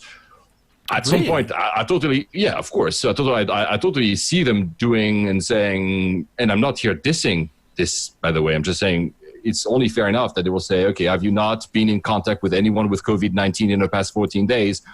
Prove it to us by giving us access to your geolocalization data in the past 14 days. You don't want to do it? You don't go to the US. I don't want to point a finger to the US. It could be any other country. That could be, China, Singapore, Japan, or India, whatever. I'm sadly, because I'm talking at the same time, I don't see all the comments, but it's true that this data privacy is really fishy. Mike is big concern with it, like you're saying, is that private vendors can basically resell my information over and over and over again and share it with anyone, and you as the consumer essentially has no control over that, which I guess is what his concern is. I mean, there are sort of things in place, I guess, to sort of try and alleviate that, but the systems have failed, haven't they? They have sort of fallen down where there's been data breaches, for example, and suddenly your data is out there, without your wanting, I suppose. But anyway, we must sort of move on. And I'm sorry. Yeah, no, Paul, please don't ever apologise. The whole reason why we love having you on the show is because conversation. Absolutely, it's fascinating. But Carlos, it's your turn. Yes, so this next story is. Mate, I've missed you. Where have you been? I haven't heard from you for ages. The Simple Flying website. This next one. David Vanderhoff is in the chat room here. I don't know whether you need to lean slightly further forward or whatever, but your lovely epaulets keep disappearing into your virtual background behind you. Oh, do they? Oh, yeah, sorry. So you need to lean forward a bit. Oh, okay. So this next story. You've only got one on flying at the moment. I'm only half the pilot. Fair enough. I'll leave Armando at that job. This Simple Flying story, and this story has pictures, and this aircraft on this story is not in any way a complete rip-off of an Airbus. But anyway, so the headline is Russia's 737, or Russia's, well, actually they say Russia's 737 MAX, but I think it looks like an Airbus actually. But anyway, Russia's Airbus alternative, the MC-21-300, resumes flight testing. So on Wednesday, United Aircraft Russia announced it had resumed the test flight program for its MC-21-300 Airbus aircraft after a pause to calibrate operations in compliance with coronavirus measures. The Russian manufacturer's alternative to an Airbus has now completed most or half of its flights needed to secure its certification. So after a break in its test flight schedule, the MC-21-300 once took to the skies from the Gromov Flight Research Institute, 40 kilometers outside of Moscow, on Monday this week. The aircraft's manufacturer, UAR, United Aircraft Russia, said the tests have been interrupted for a brief time because of the government's recommendations to minimize the spread of the COVID-19. Having tweaked its operations with remote working, not for the pilots, obviously, the schedules for main program tasks, it once more has the twin engine back in the air. It hopes for tests to be completed by the end of the year and to roll out its first jet in Aeroflot livery by 2021. 4 aircraft are participating in the trials. Together, they have now completed a little over 300 test flights out of the 650 needed for Russian certification. So far, there are orders for 174 of these aircraft to 14 airlines. And it may require another 350 or so flights under its belt before the model would be certified for commercial production. But UAC Russia is optimistic about the progress it's making. In a statement released on Wednesday, the manufacturer said it stepped up the frequency of test flights for the model since the beginning of 2020, and that the new systems allow it to measure up to 40,000 in-flight parameters. The aircraft has performed flights at altitudes and speeds characteristic of commercial flight. And specifically, the flights have been focused on testing extreme angles of attack and flutter tests. The test pilots have also carried out various engine assessments and takeoffs and landings with simulated engine failures. The Aircraft Instrument Landing System, or ILS, as we all know, as well as navigational systems, landing equipment and external lighting have also been evaluated with nighttime test flights. Furthermore, UAC Russia said that each plane had been manufactured taking previous test flight results into account, and it had been improved several systems. It also said that it's focusing significant efforts on software development and testing. That's always a good idea, as we know. According to Russian news agency RIA Novosti, the 4 aircraft that are being used for the test flights look slightly different on the inside. 2 of them have already been equipped with proper passenger cabins, one in a 2-cask configuration based on 163 seats, and one with an all-economy layout with 211 seats. The very first Irkut MC-21-300 rolled out of the factory in Siberian city of Irkutsk on the 8th of June 2016, and it was first airborne on the 28th of May 2017. This, after a significant delay, the UAC has initially intended to introduce the plane in 2012. The 4th was introduced into the test program on the 25th of December last year. All of the MC-21s in the air so far are powered by Pratt & Whitney's PW1400G engines. However, Irkut is completing the first of the models fitted with the Abidagetel PD-14s, the locally made turbofans, which will be a second engine option to the aircraft. So come on, guys. This aircraft doesn't look at all like an Airbus, yeah? It looks pretty close. It looks a little bit like one, and I don't even know what they look like. It's just, it is. I don't know. I mean, we were having a conversation about this before. It looks like a Comac. Let's put it that way. Yeah. It looks like so basically the Russians are copying, the Chinese were copying no one, of course. Yeah. Highly controversial. Yeah, it's. This is. I mean, surely there's an element of. I mean, obviously they presumably aren't, breaching patents. Obviously, otherwise there'd be lawyers involved already by now. But I mean, to a certain degree, there must be an element of not being able to reinvent. You're reinventing the wheel for the sake of reinventing the wheel. Do you know what I mean? I think from the front view, it looks different, but the side view picture that it's got at the top of this story, from the side-on view, just, if you sort of squint your eyes a little bit, it's an Airbus. Yeah. Okay. Yes. You think more than it looks more like an Airbus than it does a 737? I think so. Yeah. I think this looks more like an Airbus than the 73. What do you think, Armando? Yeah, they're marketing it as a 737 MAX alternative, but it certainly does look like an Airbus. And it, it's kind of funny that it does have Pratt & Whitney's on it. So, but we had a note here that Nick is a proponent of this because it's always good to have competition. So to have another aircraft manufacturer, another engine manufacturer in the mix is always good for competition, and probably will generate more innovation. I find that, whether or not it looks like, because I'm on the fence, I'm like Matt. At the end of the day, there's not 25,000 ways to do an aircraft. Although the A220, so the Bombardier C series 100, 200 are very defined, so they're not like anything else. So, what I really, and you can see that on the picture, what I really dislike is like, literally the font they're using for the launch is almost a copy of the colors of Airbus. That's also what triggers us to think that they are going for, the paint job they did that kind of invokes the back invokes Boeing, the front invokes Airbus. It's like, can you not be original and find something, different? There must be a designer out there somewhere who would have been able to give it a sort of like a fresh look, I don't know. It's interesting, however, that, because since the crash of 1492, so Sukhoi, what was it, last year, Sukhoi has been downgraded as, all the Russian manufacturers are part of a single, I think, United Aerospace or something like that. I don't remember the name, United Alliance of Aerospace or something. And so Irkut and Sukhoi were on par. So they were equals. So both separate companies were part of this alliance.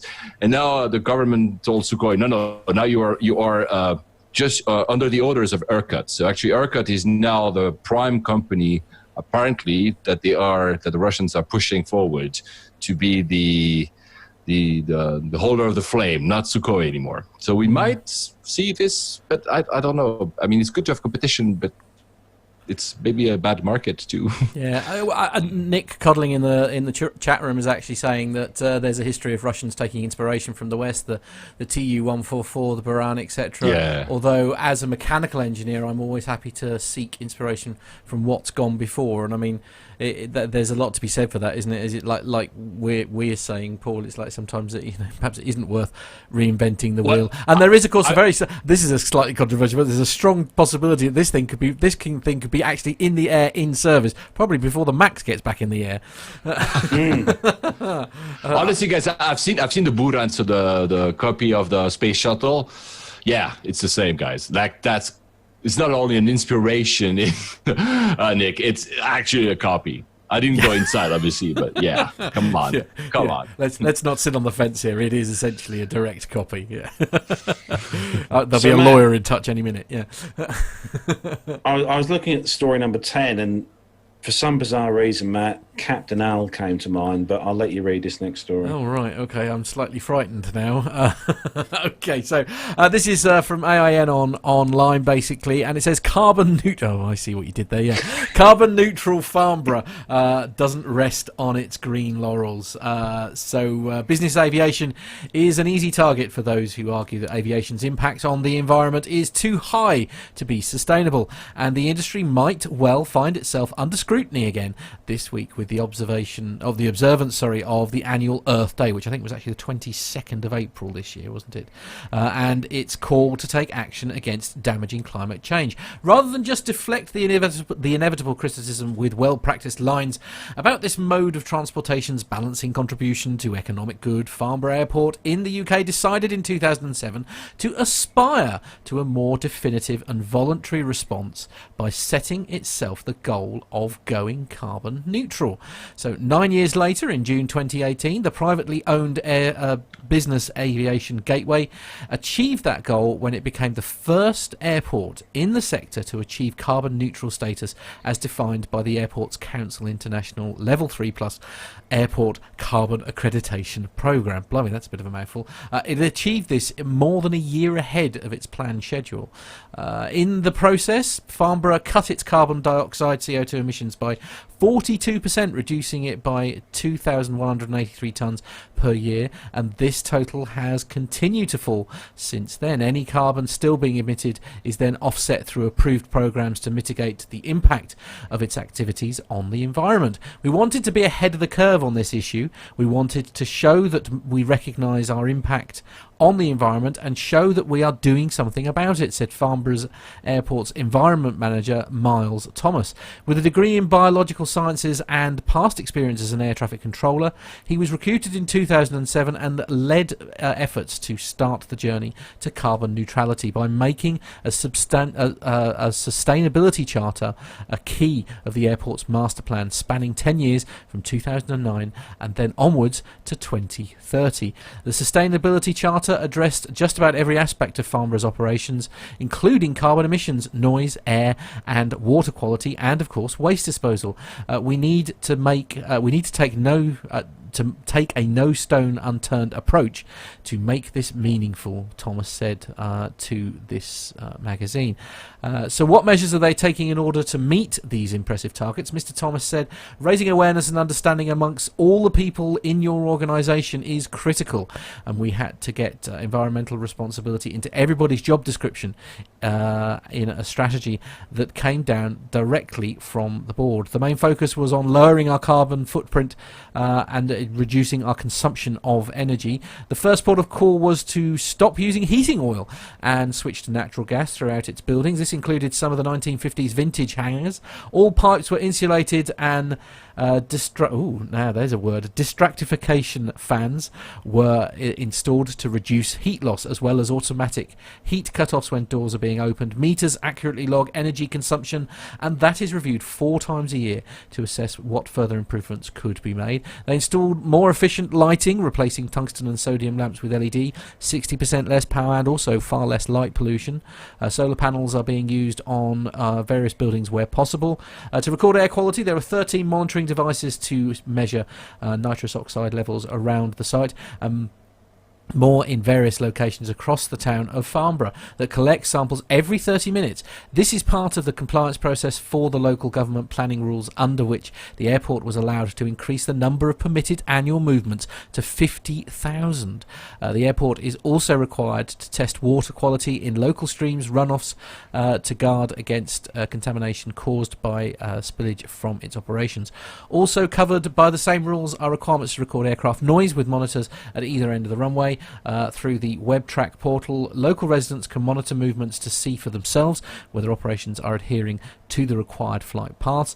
On the 27th of February, the new standard instrument departure and arrivals routing took effect as part of a new Class D airspace zone approved by the UK Civil Aviation Authority. The new routings allow aircraft to climb faster in controlled airspace, resulting in less noise for surrounding residential areas. Also key to its success is not sending any waste materials to landfill. It recycles everything using services based here in the UK rather than shipping overseas. And finally, the company incentivises employees to use public transport, bicycles or ride shares to get to and from work. They can earn themselves vouchers that can be then used in staff canteen. There is more to this, but that's basically the key points here. Now, I mean, it's I suppose in some respects, obviously, Farnborough is a much smaller airport than, say, like our major hubs. But I mean, do you think?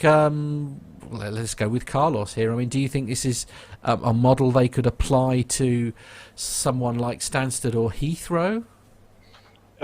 You can remember, Matt, that they're two different kind of airports. You know, Farnborough and kind of Biggin Hill as such as well. They're very predominantly business aircraft. So smaller like business jets. Right. Yeah, they're both very busy airports. Don't get me wrong, Farnborough especially. But obviously, with the bigger airports such as Stansted, you've then got the commercial airliners. Plus, there's also still business aircraft that do fly to Stansted as well. So, it would be harder for an airport, I think, like Stansted's size to get that level. You know what I mean? Yeah, that's true. Okay, on to the next story then, and Armando, I think this is with you, is it not? Hey guys, I actually had to look up where St. Helena was. Oh. And so I didn't know it. So before we go into it, for anybody that doesn't know, if you were to draw a line between Angola and Brazil and put a dot in the middle of the ocean, that's where St. Helena is. So UK charter airline Titan Airways has become the first operator to land an Airbus on the island of St. Helena in the South Atlantic, following an arrival on 20th of April in an A318. The narrow body was chartered by the UK government to carry medical staff and 2.5 tons of essential medical supplies for the residents of its overseas territory. It departed Titan's base at London Stansted, flew to St. Helena via Accra, Ghana, and Ascension Island. The crew also performed 6 landings for crew training, according to Titan, in an anticipation of future flights to the island. St. Helena is a Category C airport requiring specific crew training and regulatory approval due to known wind shear issues encountered on final approach. Titan acquired the ex-British Airways 318 in 2017 and set about installing a crew rest area to extend flight duty periods for long-haul operations. They have 12 single and twin-aisle aircraft for commercial aircraft, cargo and VIP charter, including A320s, A321s, 2 Boeing 757s, 2 737-400s, and 1 767-300. So some of the other notes that we had is crew training. Right, this is probably one of those airports that you just don't go in willy-nilly for the first time without seeing it. So they probably had somebody that was previously qualified on the airport advising or training some new pilots to get into there. And St. Helena is one of these places where basically it's either by boat or by airplane, and airplane is a lot quicker to get there, but this is the only way to get to and from this island. There was some statements issued basically by the government saying, we know this is exciting, but please don't come to the airport because we're one of the few places on this planet right now that actually don't have the coronavirus. Ah, right. Okay, yeah. And looking at the geography, if you look it up, you can see why it hasn't made it quite there. So pretty cool story from this carrier. Yeah, well, and again, it's sort of like, providing services of rural routes and things like that, isn't it? It's sort of a step in the right direction, certainly. Carlos, it looks like a nice place to be kind of in lockdown through the video. I did a little Google Earth flyby of the island, and it reminds me a lot of Aruba and Curacao, which are Caribbean islands, but they're actually volcanic, generally dry desert islands, and it probably would be like one of these places. Just file it in the back of your mind for the next zombie apocalypse, and yes, maybe we'll all end up broadcasting from St. Helena together. Right. Okay. I mean that's something to look forward to, Armando. Great idea. Okay. Now, this next story. We've heard in the past about military jets drawing certain items in the sky, which we can't mention on the show because this is a family-friendly show. But Paul, what shapes have been drawn by commercial airliners? That's very cool. Yeah, it's on the website simpleflying.com. Hi guys, they're very cool. They write all the time about stories. Like every 5 seconds there's a new story about the aviation industry. Yeah, they write this time about Iceland Air. The pilot shares the love with a heart-shaped flight path. So no, it didn't just do the heart rate. It departed. Where was it? It departed from Shanghai at 1:34 p.m. The aircraft initially climbed to a height of 34,000 feet before dropping down to 30,000. Why do I have all this information? I don't know, because probably it's all on Flight Radar 24. So it went through China, Mongolia, Russia, Finland, Sweden, Norway before starting its descent over Iceland at 17:45. And 25 minutes later, when is it? Hold on, because I'm trying to, this makes no sense. But around 25 minutes later, the aircraft stopped its descent at 2,500 feet to the southeast of Iceland's capital city, Reykjavik. The aircraft then flew over the city at still 2,500 feet in the shape of a heart. The process took 12 minutes from 1813, so 6:13 to 6:25.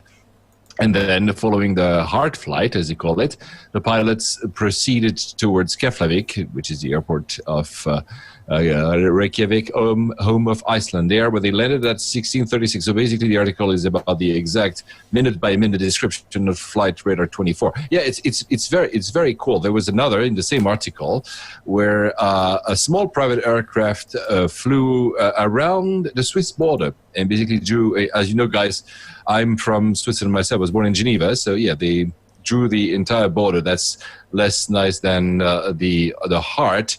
There was two pilots in Germany that it was on Easter. So it was, what is Easter? I don't know, because I'm also Greek Orthodox and I don't have the same dates for Easter than you guys. So so Easter, Catholic Easter, they drew a bunny, an Easter bunny over Berlin. And that's actually pretty cool. And there was another one over Karlsfeld, I think.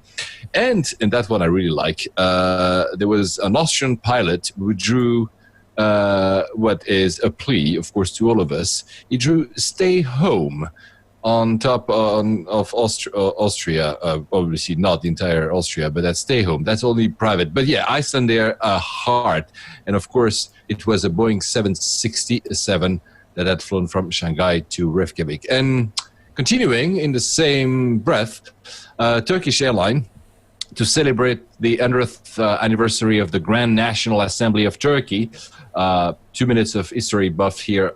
My family actually comes from what is Turkey nowadays. It was, of course, the Ottoman Empire. And the Grand National Assembly of Turkey predates the birth of Turkey. It was the first government that was created there. It was created on April 1920. These were the guys that fought the Ottomans. So basically, after 3 years, created what is nowadays Turkey. So that's why this date is very important in Turkey. So happy birthday, happy anniversary to our Turkish friends. And Turkish Airlines celebrated this day in a special way with a 777-300ER. They completed a 2 hour and 38-minute flight over Turkey, flying from Ankara, the capital, to Ankara, the capital. And they drew the biggest ever national flag in the sky. That's pretty awesome, actually. That is really cool. There's a nice attention to detail there, actually, given the size of the aircraft and stuff. I think that's a pretty impressive go at it. It has to be said. Super cool. It's super cool. So kudos to Turkish Airlines for having done that, and to the pilots for having done that as well. It's really cool. I mean, I assume they had approval and everything to do such things. Well, yeah. Well, I hope so, especially with a triple, 77W. I mean, no. Move away. We're doing an Easter bunny and the crescent and the star and stay home. I can only imagine the IFR flight plan for that and them asking for their clearance and the controller just saying, you know what? Cleared as filed, national flag, you got it. Yeah. Go nuts, yeah.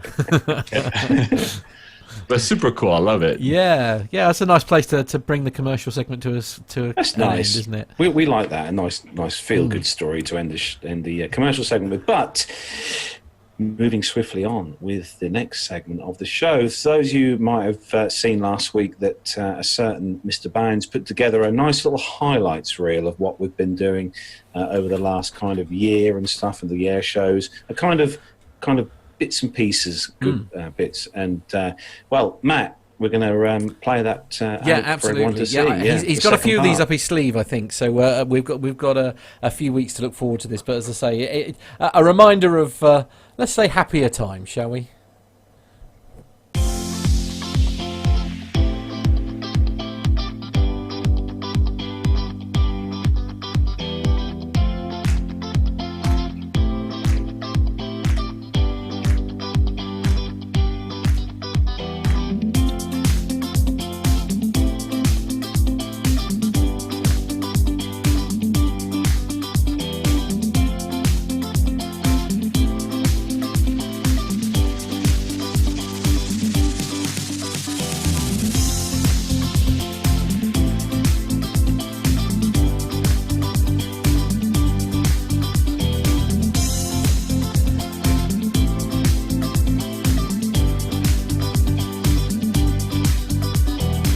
Delighted to talk to retired Air Chief Marshal Sir Richard Johns.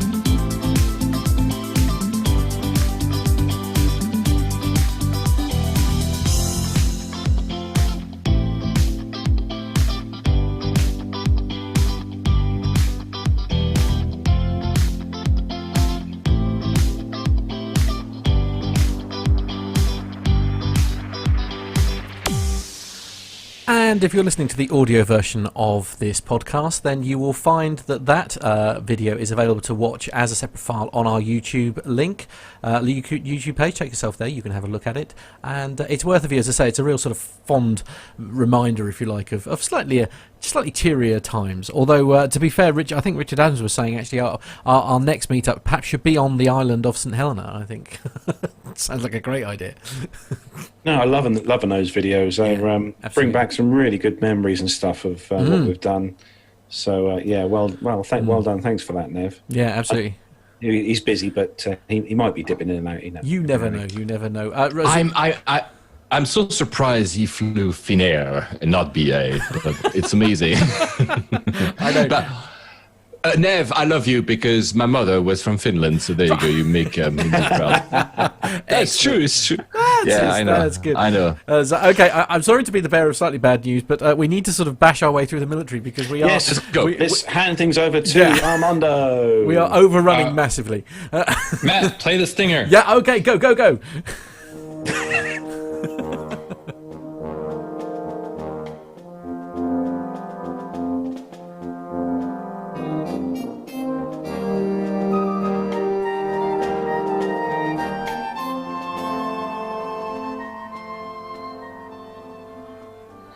All right, guys. So this first military story is pretty significant. On April 17, 2020, the U.S. Air Force announced that it will no longer base strategic bombers outside of the continental United States. So this marks an end to the service's 16-year continuous bomber presence at Andersen Air Force Base in Guam, amongst other places. So Jonathan Warner will be disappointed that he won't have a bunch of bombers to look at least not on a regular basis.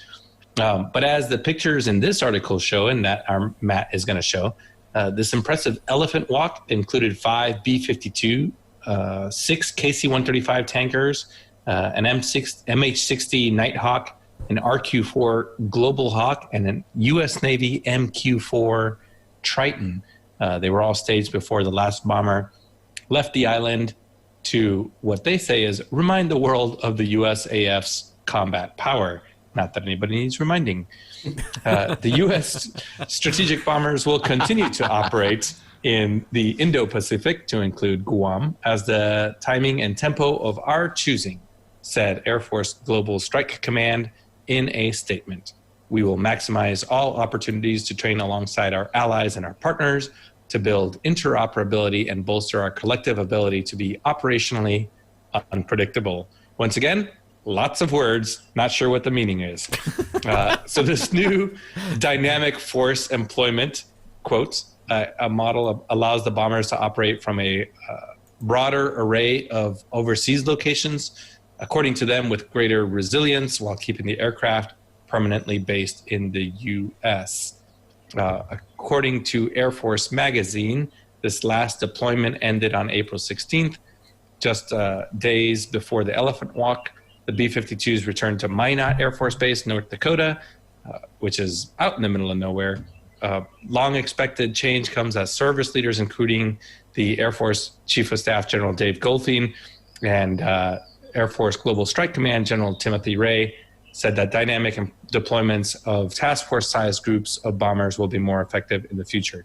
I'll save you some time and just basically say, in these current times where we are looking at cost-cutting measures, while at the same time increasing the capabilities of a lot of these aircraft, including our global reach capability, so that is tankers, maintenance, supplies, and maintainers, it is now feasible to base all of these aircraft in the U.S. and just have them go out on a rotational basis. So that's going to significantly decrease the footprint, at least of strategic bombers outside of the U.S. I'm sorry, Armando, because I'm sorry because I'm totally. I don't know anything about military aircraft in operations. Neither do we, Paul. That's why we have an Armando. You're in the majority. Does that mean that these bases are being downsized in any way, like less also personnel? Yeah, so they'll probably lose, any permanently based squadrons there, including maintenance and then all the support functions. So for every aviator, every person, you have a certain amount of support personnel, whether that's medical, flight records, operations, air traffic controllers. So all of those things, if you don't have permanently base personnel there or a reduction in that number, you're going to have to reduce. It doesn't make sense to keep a full force of people, just like any business would. So a lot of those functions would probably now be carried out from the continental U.S., especially some of the administrative functions. So you'll probably it'll be more cost efficient to deploy a maintenance force and a maintenance package out with those aircraft as they go out for a 2-month rotation or a 3-month rotation or something like that. Wow. Thank you. Yeah. Okay, on to the next story then. Carlos, I think this is you, isn't it? Yeah, story. Next one is this one is on the aerobaticteams.net website. And headline, Thunderbirds and Blue Angels planned flyovers at many locations. Yeah, sorry. That's all right. Go ahead and press with it, Carlos. Sorry, I'm just reading our producer's show notes. Yeah, but producer has changed the notes in the past 5 minutes. So just pay attention, Carlos. Pay attention.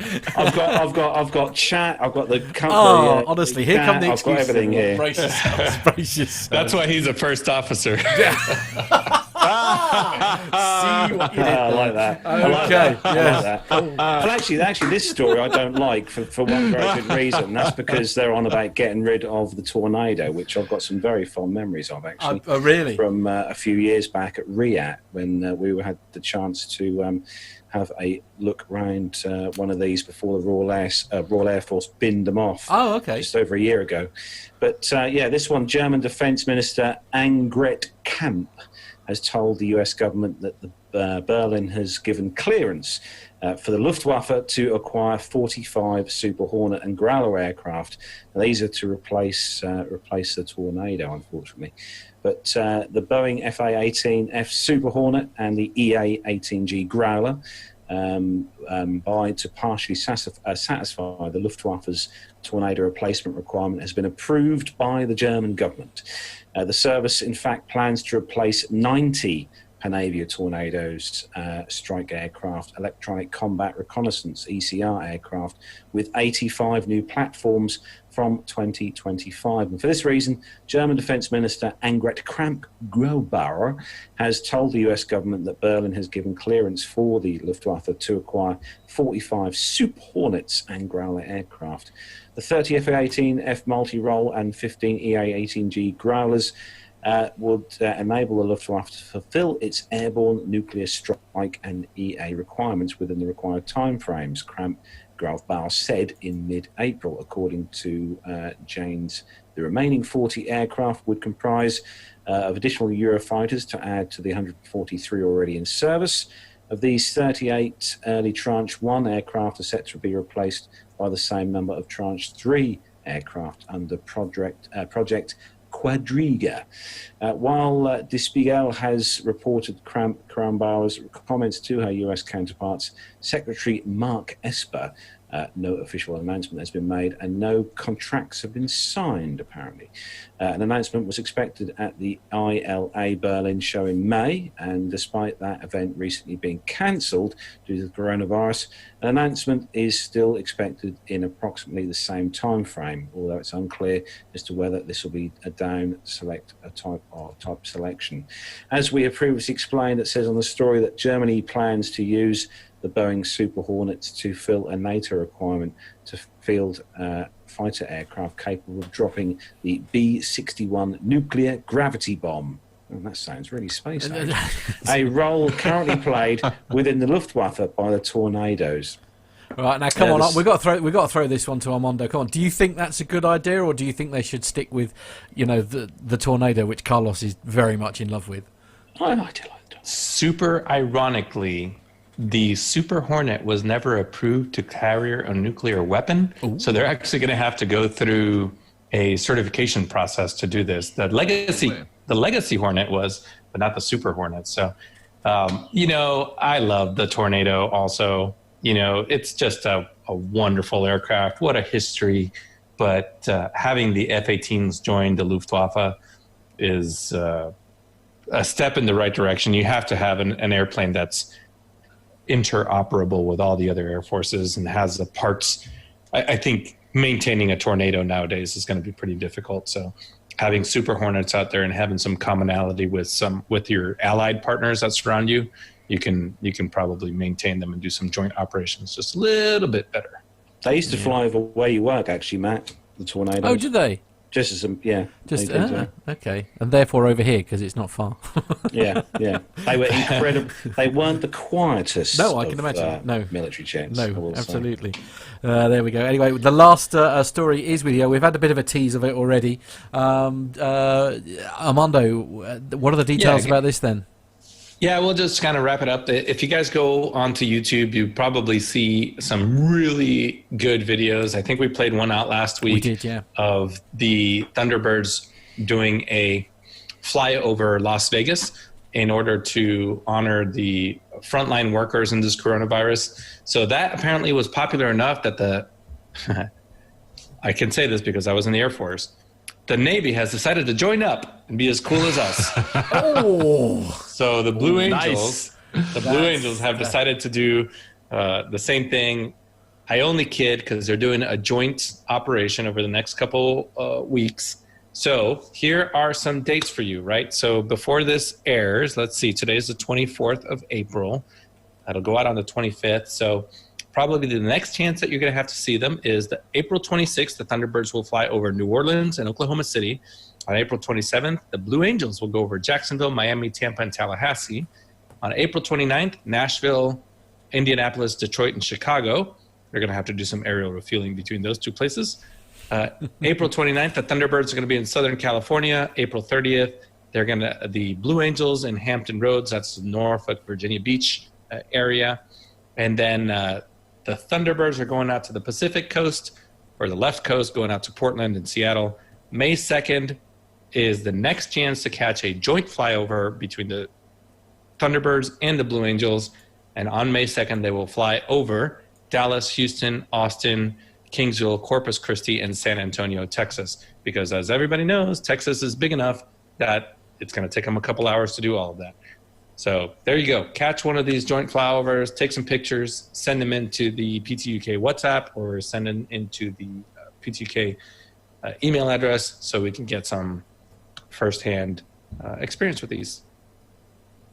If you remember, Matt, back in 2017, me and you saw the Thunderbirds at a certain air show in Pittsburgh that we went to. Oh, of course we did. Yes. That was, 3 years ago now? Was it 3 years? Something like that. Yeah, definitely. I love that the hits keep on coming. Lane Street in the chat room says, yes, the Blue Angels have agreed to slow down so the Thunderbirds can keep up. Oh, okay.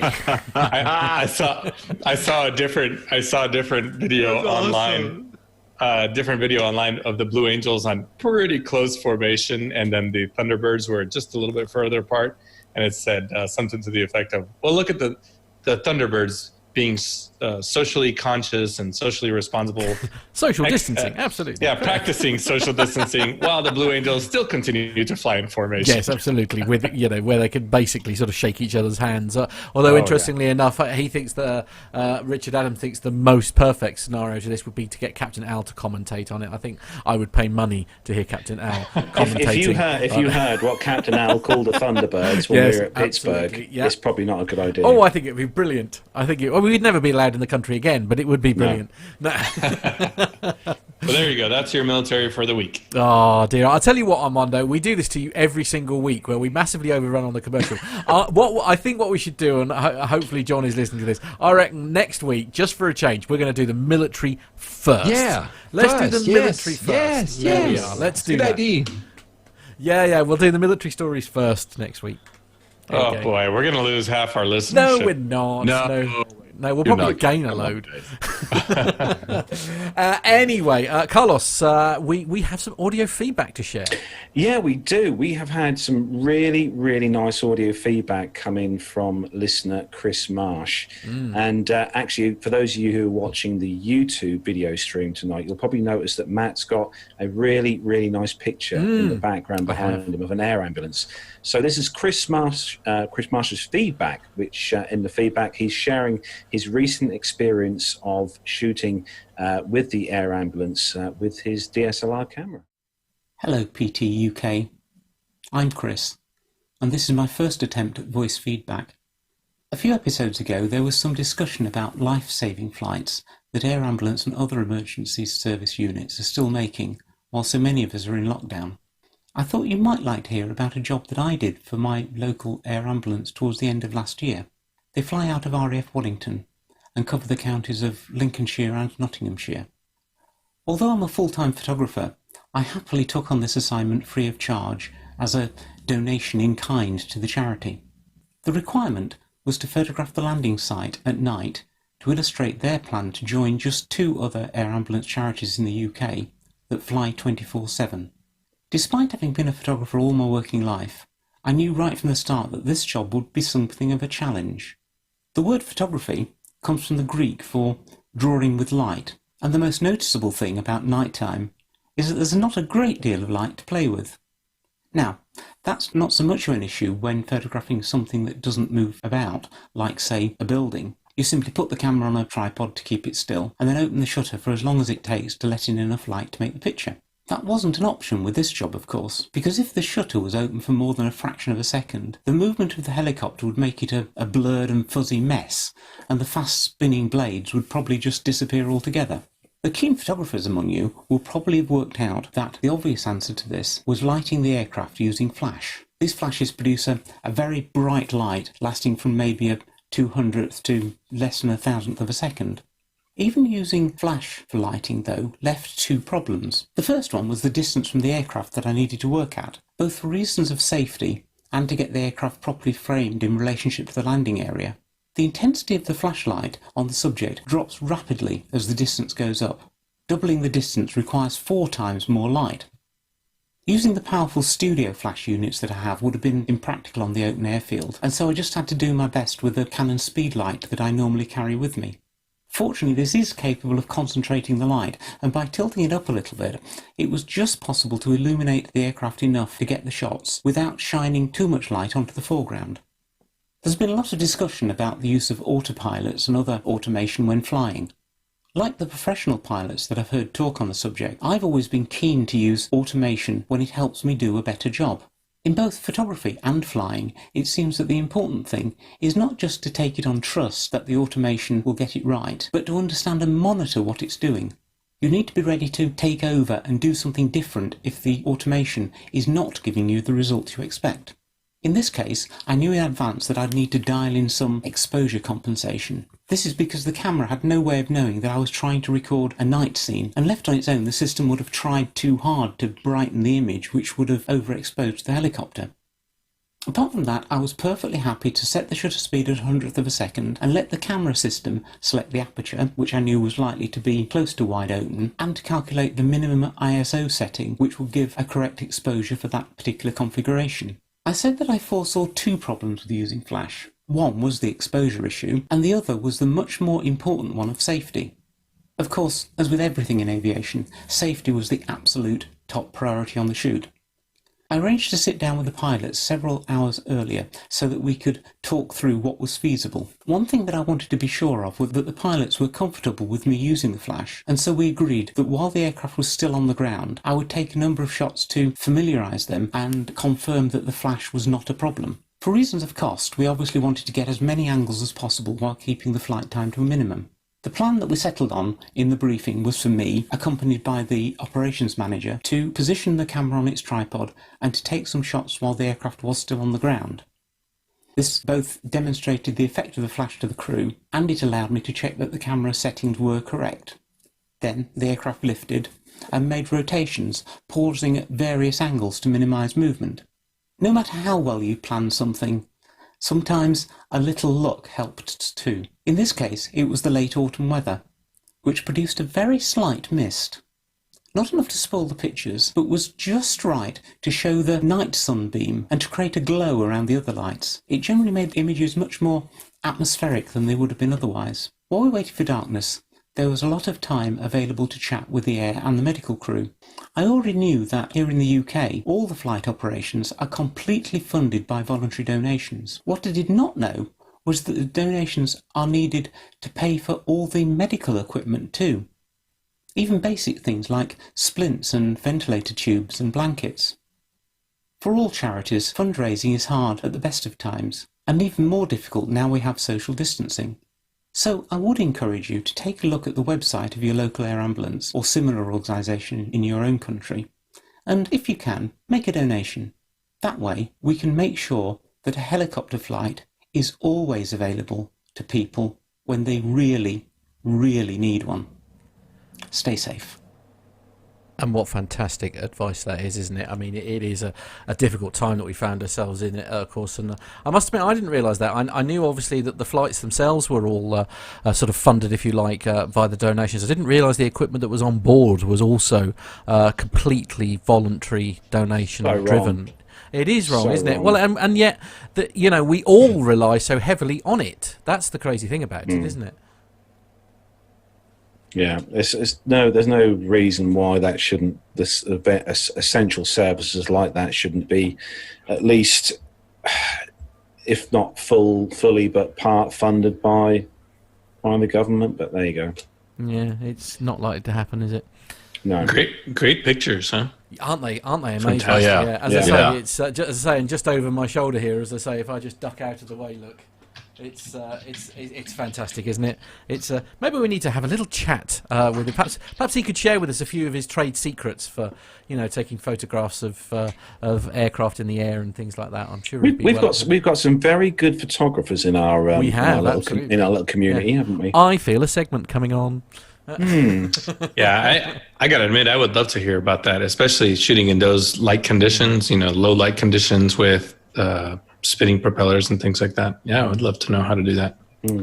Indeed. Right, as I say, we are rapidly running out of time. We need to have a chat to Paul, really. Paul, have a quick yarn with Paul. So Paul, how are things over at the Layovers? And how's Alex doing these days? Well, he's like a lot of fathers. He's teaching himself to become No, I'm not. He's teaching himself to become a teacher because everybody is doing homeschooling and stuff. Something I don't know anything about. So everything is fine, guys. It's weird for the both of us not to travel, but for all of you guys and for everybody who's listening. So it is what it is. We're lucky. We both have solid foundations, and so our businesses are okay, because I know a lot of people, friends of mine have lost their jobs, friends of mine in the aviation industry, but also in the travel industry already started losing their jobs. So, I'm not going to complain at all. It's okay. You asked me at the top of the show if I miss traveling. Yeah, of course I do, but it is what it is. Well, we'll get through this. We'll get through this. So I just, because I know the show is running late, so I just basically want people to hang in there, because again, it must not be easy for everyone. If you, depending on your situation, work situation, relationship situation, wherever, depending where you live, etc., it's not a easy time. But we'll get through this. We'll fly again, guys. Don't worry. No doom and gloom. We will fly again. It will be fun, as it always is. Obviously, Paul, you do a hell of a lot of flying, especially in the Middle East and stuff. And, when this all started and that you were still in mid-flow flying, obviously out of Dubai and stuff, I'm guessing that all your flights, leading after that have all been reimbursed. So, but it's different. It's because I don't want to say that in a way that makes me look that I'm the smartest guy in the room, because I know it will be a little bit like that. I felt this coming very early, so I myself canceled all my flights on February 10th. So February 10th, I just left the two ones that I had. I had to go twice to Dubai, 2 weeks in a row. So February 10th, actually, I think that was a Monday, and February 18th, 17th, whatever. And I canceled everything else. So all my March flights and April flights, I canceled them myself before this became big, but I had most of them were fully refundable. So I was not happy about doing it because it was supposed to be in, San Francisco, Tokyo, and other places. I work a lot in Asia, and of course I wasn't happy, but it was not an issue at all to do that. It's I was trying. It was really hard to strike a right chord, because when I was doing episode 105, I think, 105, I did a 30-minute monologue at the very start of it, and it's not. I could never have seen, and nobody could have never have seen, like, all. Pretty much like more than 100 airlines being, not flying and having all these issues. But I felt something was coming, but it's not that I didn't want to be fear-mongering, but also I didn't want to believe it myself. I was like, this is not going to go well. But, it's like I said again at the start, you're watching a movie and like, come on, it cannot be that bad. It won't be that bad. It's impossible. We're not going to shut down all the borders. We're not going to shut down the airports. We're not going to, and actually everything happened. And you're like, for a while, all of us were looking at the news and like, this is unbelievable. This is unbelievable. Literally every single country shut down. So yeah, it's, so to answer your question, it was a long-winded answer. It was not an issue. I saw it a bit early that this would happen to the travel companies I work with, again, in the air travel, but travel in general, it's no fun at all. Tourism boards and all. I mean, I will get through this, but it's going to be difficult. So there's a question, Matt, isn't there, from Micah in the chat room? Yeah. Go ahead. Yeah, Micah's just asked how are they handling your frequent flyer status now that you're not able to fly. Have they extended it with all the carriers that you have points with?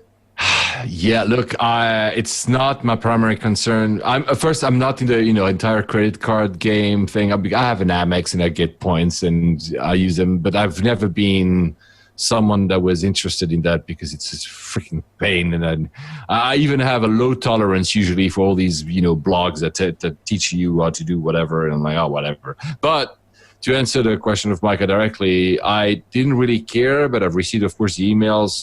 BA is not currently extending anything. They're just telling you that it's going to be easier to renew. They're going to lower the standards, if you want, the thresholds you have to hit. Again, they said that, but depending on when we can actually start a fly, which is unknown yet. And then Emirates has extended, I think, 12 months, I think. Singapore as well. Lufthansa hasn't done anything yet. Lufthansa, as I told you guys earlier, is not in a great shape. So to be very honest, I don't really care. I'm not going to complain. I understand people that complain because they've built that for 10 years and they rely on that to pay themselves great holidays or upgrades. So I'm not here dissing any of this, but to me, I'm like, if they were to ask me to give miles to charities that help for COVID-19 or for healthcare workers, I would gladly give them. It's fine if I don't have them after this. It's okay. It's just these are it's okay. Honestly, I mean, I suppose the only thing I'd say, sort of the argument, I suppose, in some cases, like I know, like Nev, for example, a lot of the reason why he likes collecting his points is because he uses that like to put towards like the family holiday or whatever, So he's collecting his points actually more for his own personal sort of enjoyment. No, I get that, and I do too. I was just saying, for me, it's not the primary concern. No. Of course, I would not be happy if I lost all of them. Airlines have some of them, like I think SkyTeam, so Air France KLM, have decided to extend the validity of your miles, so you're not going to lose them after there's some kind of renewal period. So I think they're all trying to figure this out because nobody knows exactly when this is going to end. Meaning, when are we not only going to start to fly again, but also which countries are going to be open. So it could be that, I don't know, you cannot fly into Singapore for, Australia said they don't want to open until the end of 2020. The Czech Republic keeps changing, but said they don't want to open until for one more year. Up to 1 to 2 more years, sorry. Italy is going to open only on March 30th next year, so 2021. We're talking about 1 year, guys. France is closed until September. So, and this will keep changing, meaning at some point we'll have, even if the airlines start to fly, and they will, maybe some countries will be closed, or some countries will say only nationals can come in, or only, so it's going to be difficult. So I think let's give a little bit of leeway to the airlines. They're trying to survive. And although they are frequent flyer miles, are super valuable as programs themselves, and their valued customer are also the first ones probably that are going to fly with them. I give them some leeway for not having the right answer to what are they supposed to do with those miles right now, because it's like, if they knew it was going to last for 6 months, then they probably do a different decision than if they thought at first it was going to last for 3 weeks. So I give them some leeway. I don't think they were going to lose our miles. I think most of them at the end will do a full renewal. They'll say, you know what, 1 more year for free or 2 more years for free.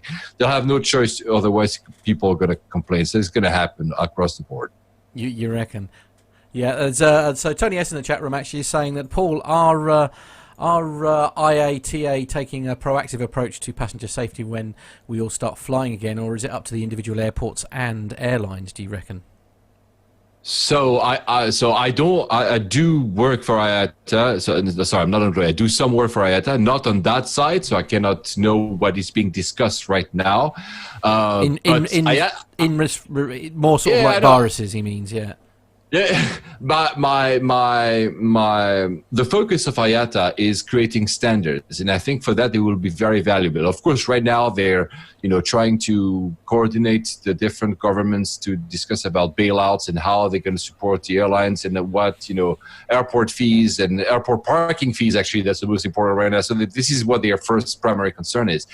But the decision of what's going to happen to safety, passenger safety, will be very decided by the different countries, blocks, EU or Asian, or so that will be the primary. So look, if Singapore, I don't want to single out Singapore. I don't know anything about their policies, but if Singapore decides that, I'll take one example that is actually current. Japan has told airlines that are because Japan borders are still open. I mean, it's difficult, but you can. There's not a lot of airlines anyway. But they say, when you fly here and you land, you mustn't have more than, I don't remember, but a certain number of passengers per flight. So they are creating social distancing within the flight. It's not the choice of whoever, BA, American, or Singapore Airlines that flies to Japan to have this limited amount of people. Japan says this is the rule. The airline has to abide. It's like, like the visas for the usual visas. The airline always abide by the rule of the state. So that's the state that will decide. The governments will decide. However, IATA will have obviously a coordinating aspect of it, trying to make all this work together, and probably eventually it will also create a standard. What will be the new health visa or health standard that has to be put every time you enter your API or every time you do, electronic travel authorizations, which are being geared up everywhere? Maybe that will be where IATA. But right now, I'm not aware personally. I know they're discussing a bit of any initiative. They're trying, obviously, to not. I don't think airlines really want to do social distancing in flight. Nobody wants to have like the middle seat removed. I mean, we want probably because it's better for our seating, right? But and it's not feasible. If you remove middle seats in all aircraft, you arrive at 65, 68 load factor. So meaning the aircraft being filled, you're not making money, or the prices are shooting up, obviously. So this is the end of cheap travel then, and so. I mean, hopefully we, I guess it's like, what is the best or worst scenario or solution to this? Is it do you run flights where they have to practice social distancing? And I mean, we all know that Ryanair, for example, obviously last week, he has his reservations about the ideas that have been floated already, and he's probably right. Let's be honest, because I'm not quite sure how you're going to do it. So, is the right thing to basically stay grounded until social distancing? No. I think anyway, the ramp up will be slow. So, some countries, there was actually yesterday, was it today? The countries we have, it's very interesting. So I have this theory that will end up in, at least, all this is temporary, guys. That's the first thing. We'll end up we are in an asynchronous world, not only because governments and airports and airlines are taking different decisions at different times. So it all creates when everything is open, you can fly. Now it's a bit complicated. So for a while, we'll have that. Some countries keep their borders shut. Some countries open them. And some countries say only you. And my theory is we have red zones, green zones, and yellow zones. And green zones are basically, we mastered the virus, we find the infection rates are very low, so we're opening our borders to other green countries. And it's actually happening right now. I think Greece, Austria, the Czech Republic, New Zealand, the missing one, are discussing a framework to being able to travel between those countries easily. So opening the airlines as well, the routes as well, saying, okay, you don't have a big problem with the virus, we don't have it either, so we're going to travel within each other. But we're not going to travel, or we're not going to accept tourists from places that have higher rates. So that's going to be a little bit for a while. So when I said the ramp up is going to be slow, is that anyway, there's not going to be a lot of flights going on, let's say September or January. So the airlines will be able to have social distancing just because the flights won't be full. And probably some governments will dictate that at the start. But that over time will disappear. We'll get a vaccine, we'll get a hang of this, we'll learn about how to fight the virus. And for that, we'll be able to go back to normal. Not to normal, to a new state, because a new normal. And I also say back is not the right word. It's almost slip of the tongue, because we all do that. It's going to be possible, but it's going to take time, and the airlines won't be happy. But probably the airlines will have downsides in the meantime anyway, and it's going to be, again, what I said. I think it was actually again answering Carlos at the top of the show. Confidence. If the public, us, especially AvGeeks, who probably want to fly. Everybody wants to fly, but us will be probably more informed, or we want to do it. The flying public that flies twice a year for holidays, some of them might just discard it and say, I'm fine, I trust the authorities. Some of them might be like, no way. And this is going to take a little bit of time. I'm not saying it's going to take 10 years, guys, right? I'm just saying it's going to take a little bit of time to get a hang of all this. How do we solve the virus crisis within our countries? How do we solve the public health crisis? How do we solve travel, etc.? And travel, actually, there was a study, a poll survey that was made in the UK asking the British public, in terms of priorities, what do they want the government to prioritize in terms of, life as it used to be? And traveling is the last one. They don't want to have any tourists coming in and say, it's fine if we don't travel. They want to first, have like a bit going back to work, having seen their families. This is the priority. So I'm not saying that travel will be forgotten. I'm just saying that it will take a little bit of time. Yeah, that's true. Actually, Amir, unfortunately, we've got to start wrapping up. But I know.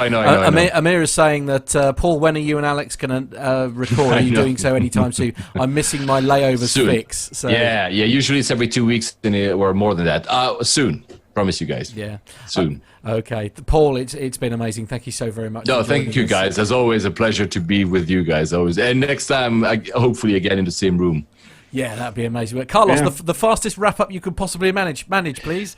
Right, don't forget, we're going to say a big thanks quickly to everyone who's joined us on YouTube tonight. Thanks to everyone, all your family members. Massive busy chat room tonight, so thanks to everyone there. Thanks to all the audio downloaders of the show, iTunes, Stitcher, Podbean, all the places that you download those. Thanks for that. And if you do download via iTunes, please do give us a review, because we love a nice review on there. But if you want to contact the show, and if you want to send us some feedback like Chris Marsh did, which was fantastic, you can send your feedback in to the show at podcast@planetalkinguk.com. You can also send your pictures and videos and audio feedback in to the show via our WhatsApp number. That's +44 757 22 491 66. You can send us in your bits and pieces on there and get your picture on the wall behind Matt, which will look really, really good. And don't forget as well to subscribe to our YouTube channel, where you'll get notifications when we go live, and you can help shape the conversation by the show by joining us in the chat room each week. And don't forget, for those of you who listen to the audio show, take yourselves over to www.youtube.com, search for Plane Talking UK, and you can find the video where you can find all the interesting visual content that goes on during our live show. And also, if you're doing your shopping like I did this week twice, Matt, you'll be pleased to know, use the Amazon link on our website on the homepage, and you can help us to get a few little referral fees through there as well. And lastly, a big thanks, as we do each week as well and each month, to all our Patreon donators as well. Tough times, really ridiculously tough times we're all in, but we still have a very, very, very generous Patreon group. So if you want to join the Patreon group, you can take yourselves over to the website, and everything's on there, so you can join us on Patreon. Absolutely. Much love for you, Paul, from the chat room. Thank you so very much for being our guest today. No, thank you. I want to know the name of Armando's dog, however, because I keep getting guys, you don't see it, but I see him playing. He looks super cute. So close your show, guys. It's fine. The name will be revealed in the next episode. So from me, Carlos here in my home studio, from Matt literally across the village in the PTUK studios, and from Armando over in the Charlotte studios, and from Paul over in his studios. Take care. Have a great weekend. Stay safe, everyone, and see you next week. Take care, everyone. Bye-bye. Bye-bye. Bye-bye. Bye. Bye-bye.